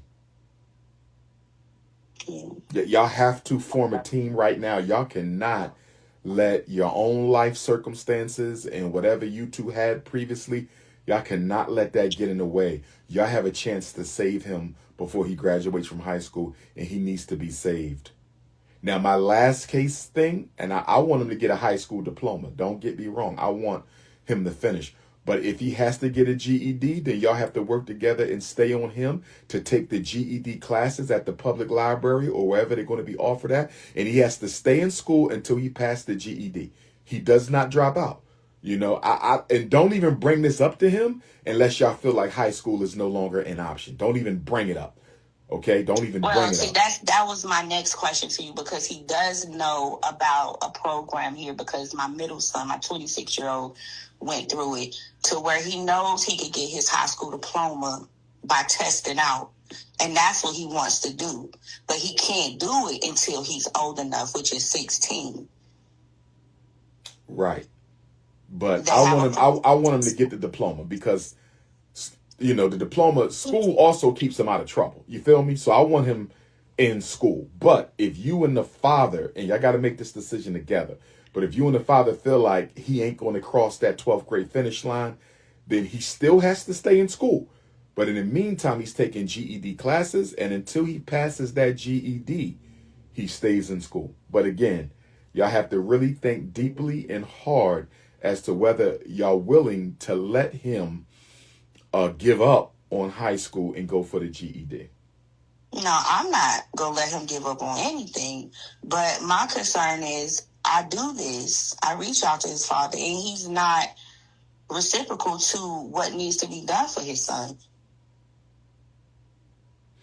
I see what you're saying. Listen, do you have my number, Queen? Yes. Text me to make sure I lock you in. And when we set up this visit for me to come to Charlotte and speak to the people, I want to have a sit down with you and your son. 1 hour. Seriously? I'm very serious. And you're going to have to remind me because I'm not going to remember. Okay. Okay? The three of us going to have a sit down and see what we can do to get him back on track. But in the meantime, you and that father are going to start working on this. And hopefully, there's something positive to report when I do get there. But if not, we're going to have our sit down either way. Okay. All right? Keep me posted, my queen. I will. Thank you. All right, no problem. Peace and love. I'm going to say it again. This is why I'm tired of getting on YouTube, and I'm rarely on YouTube, and I'm tired of getting on Instagram, and I'm rarely on Instagram, and all I see is grown men and grown women talking about relationships with each other and what they don't like in each other. Later for you, what about a relationship with our children? What about a relationship with the children in the village, the community? How about we start focusing on the children for a minute and stop worrying about ourselves? Can we do that? Now, I do see my oldest daughter in the chat. Okay, baby Smurf, I see you, and your daddy love you. But baby Smurf, we should have met face to face by now, baby Smurf. We should have met by now. Remember, baby Smurf, you crashed out on me in February. Excuse me, that was March. Baby Smurf, you crashed out on me in March when I was in Sweden. Next month is March, baby Smurf. It'll be a whole year since you crashed out on your dad, baby Smurf, and I have yet to see you face to face. Okay? I'm not calling you a hypocrite, my beautiful African princess, but your father would like to know why it's been almost a whole year since you crashed out and we haven't had lunch, we haven't had dinner, I haven't seen you face to face. Baby Smurf, you need to be meeting with your father face to face before the 1 year anniversary of your crash out. And I'm going to leave it right there. Who we got next in the chat? If you have a question about your son or daughter, you could text my phone, 215-989-9858. Eat with Philly Phil. What up, Philly Phil? I'm still waiting on Sister Phyllis to get me a spot in Little Rock, Arkansas, so King Kong could come through Little Rock, Arkansas. Who else we got with a question? Question.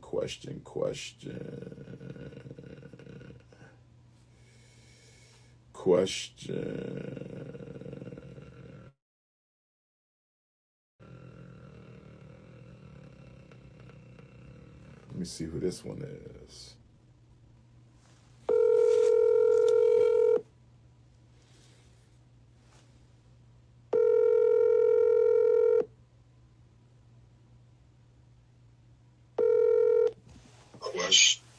Hello? Good Garvey Day, King. How's Woodbury, New Jersey?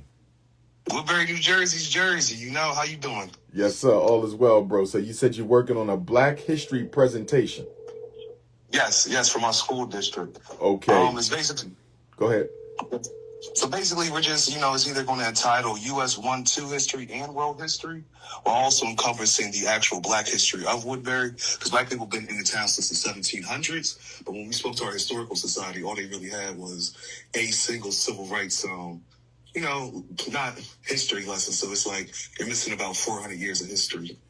Now, New Jersey, because it's such a small state geographically, don't limit it to Woodbury. Do the state. Yeah, because I was also going to include Camden as well. Yeah, show how historically black Camden was. Yes, sir. Make sure you do the state. You know you got to put Paul Robeson up in there. Okay, Paul Robeson. Got to deal with Paul Robeson. He's one of our greatest, and he's from Jersey. Yeah, he played football at Rowan. Yes, sir. Yes, sir. That man was an attorney. He was an All-American athlete. He was one of the first blacks to star in a major opera, TV show, you name it. Paul Robeson. He was an activist. You know, America took his path. You got to do. You also have to do the the Dutch roots of New Jersey. Make sure you start with the Dutch, and then how New Jersey came to be owned by the English. So go all the way back to slavery when it started, where it ended, where they used to sell the slaves at, our ancestors, the enslaved Africans in New Jersey. Okay. Make sure you give them all that. You know what I mean? But there's a lot to be done with New Jersey. Underground Railroad goes through New Jersey. Mm-hmm. Actually, I just helped I think I talked to you. I texted you about it, but I just helped my professor publish the full collection that William Still for the Underground Railroad in Philly. Absolutely. And to be honest, I might got to take him on a couple trips. You know what I mean? Because the Constitution Center in Philadelphia, which is across the street from the Liberty Bell and Independence Mall, you know, has a very good From Slavery to Freedom exhibit in there. It ain't long. It only take them maybe 45 minutes to get through it, but it's powerful. And you know, we also got the Lest We Forget African Holocaust Museum in Philadelphia. Okay, and then up in New York, you got to take them to the Schomburg Center for Research in Black Culture up in New York. And then, of course, the cemetery, which is skipping my mind right now, the cemetery where all the ancestors are buried at up there in New York. Malcolm X, you know, Dr. Ben, Khalid Muhammad, James Baldwin. I mean, you got all these great black ancestors in that one cemetery. You know what I mean? But there's a lot in Jersey proper, too. You know, you just got to get on Amazon or go to the public library and get you a couple good books on the history of New Jersey. But make sure you hit on that slavery coming from the Dutch, because New Jersey and New York were owned by the Dutch before they came to be owned by, you know, the British and the United States. So give them that Dutch slavery, because, you know, our ancestors spoke Dutch in New Jersey and New York. And to my knowledge, those are the only two states where the enslaved Africans spoke Dutch. So, for example, Sojourner Truth, she was enslaved in New York. Sojourner Truth spoke Dutch. And that's how they came to find out that the Ain't I a Woman poem, the rendition that is often recited, it's not authentic because it's spoken with English Ebonics. And Sojourner Truth didn't speak Ebonics because Sojourner Truth spoke Dutch. You know what I mean? But that Paul Robeson is going to be major, bro. That Paul Robeson, Harriet Tubman. Remember, Harriet Tubman spent time in Cape May, New Jersey, because Cape May is right across the river or bay from Maryland. So they would often take the boat from Maryland over to Cape May, New Jersey, and then they would go north through Jersey. So make sure you hit on Harriet Tubman as well. In fact, there's a statue of Harriet Tubman in southern New Jersey somewhere, and I'm forgetting where that is. And let me give you another thing you got to hit on. In Salem, New Jersey, Salem County, it is the original, make sure you write down his name, Henry Goddard. Henry, Goddard. Henry Goddard is one of the fathers of psychological testing, and he was a eugenicist and a racist. And his original clinic where he used to test and misdiagnose black and white children is in Salem County, New Jersey.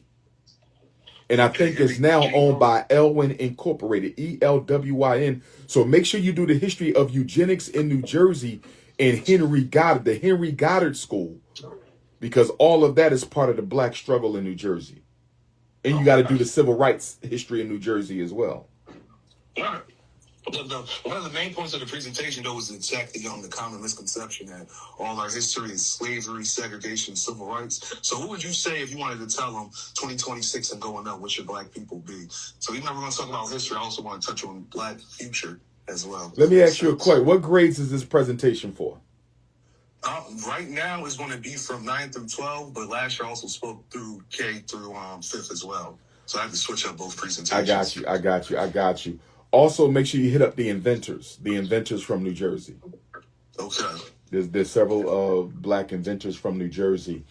The big thing is to make sure you give them some African history and culture before we got here. Make sure they understand. You understand that the roots. Most of our time on Earth was before slavery. Even though slavery was significant, they got to know the prehistory of slavery. I appreciate it. I'm getting ready to go to the mountains. My boy, he getting married. Oh man, congrats. To a black woman. Powerful. Black love. Black love. That's right. Black queens forever. Snow bunnies never. Bunnies never. Yes, sir. Before you go, though, I just might need a little favor. Last year, you called me a snow bunny. I just need you to say Big Bro is not a snow bunny. Why did I say that last year? Because I can hop on the live. I can send you the video. Okay, but you didn't have a snow bunny though. Nope. All right. I gotta verify that first though. Let me talk to some of the Woodbury, New Jersey queens and make sure you ain't bunny hopping out there, and then we take care of that. All right, King. Be safe, bro. All right, you'll be good. Be safe. Don't no let them doubt. get you. All right, King. Hey, listen. Even though it's Black History Month, Black History is every damn day we alive. Oh, of course. And Dr. Carter G. Woodson said that. Remember now, this is why we got to do the history on Black history.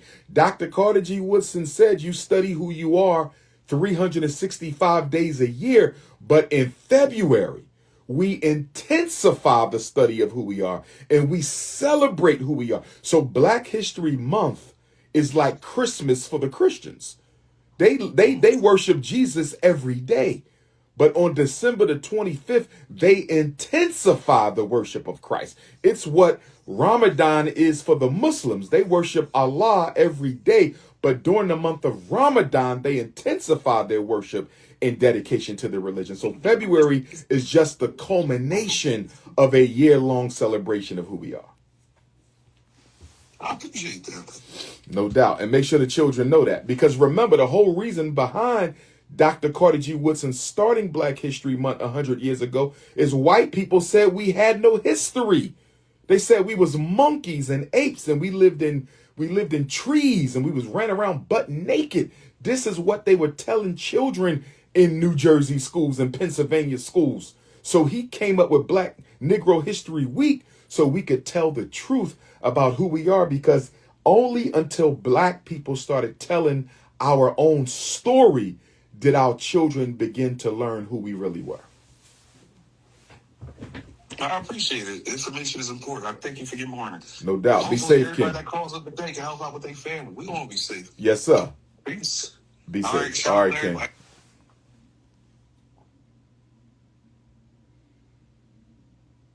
Okay. So, brothers and sisters, on that note, we need FDMG. We definitely need FDMG. I hope all my brothers out there is ready for this.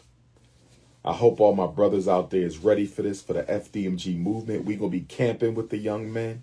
We're going to be fishing with the young men. We're going to be military training with the young men. It's about to be crazy. FDMG is about to be the one-stop shop for the Black male development. FDMG is about to be the one-stop shop for Black community development. It's going to be the one-stop shop for Black women development. I hope y'all ready. I hope y'all ready, because it's coming. It's coming, brothers and sisters. Make sure you hit the PayPal. PayPal.me/FDMG Academy. PayPal.me/FDMG Academy. Make sure you hit your PayPal for Black boys. PayPal.me/FDMG Academy. If you're already on PayPal, you just hit FDMG Academy. If you need the mailing address to send a check or money order, P.O. Box 9634, Wilmington, Delaware. P.O. Box 9634, Wilmington, Delaware, 19809. If you need to reach me, 215-989-9858. 215-989-9858. 215-989-9858. Happy Black History Month. Happy FDMG. We ready, y'all. Black Queens forever. Snow bunnies never. Low key, niggas hating cause they don't want no beef. State gang, true sippers, bitch, I bet we don't eat.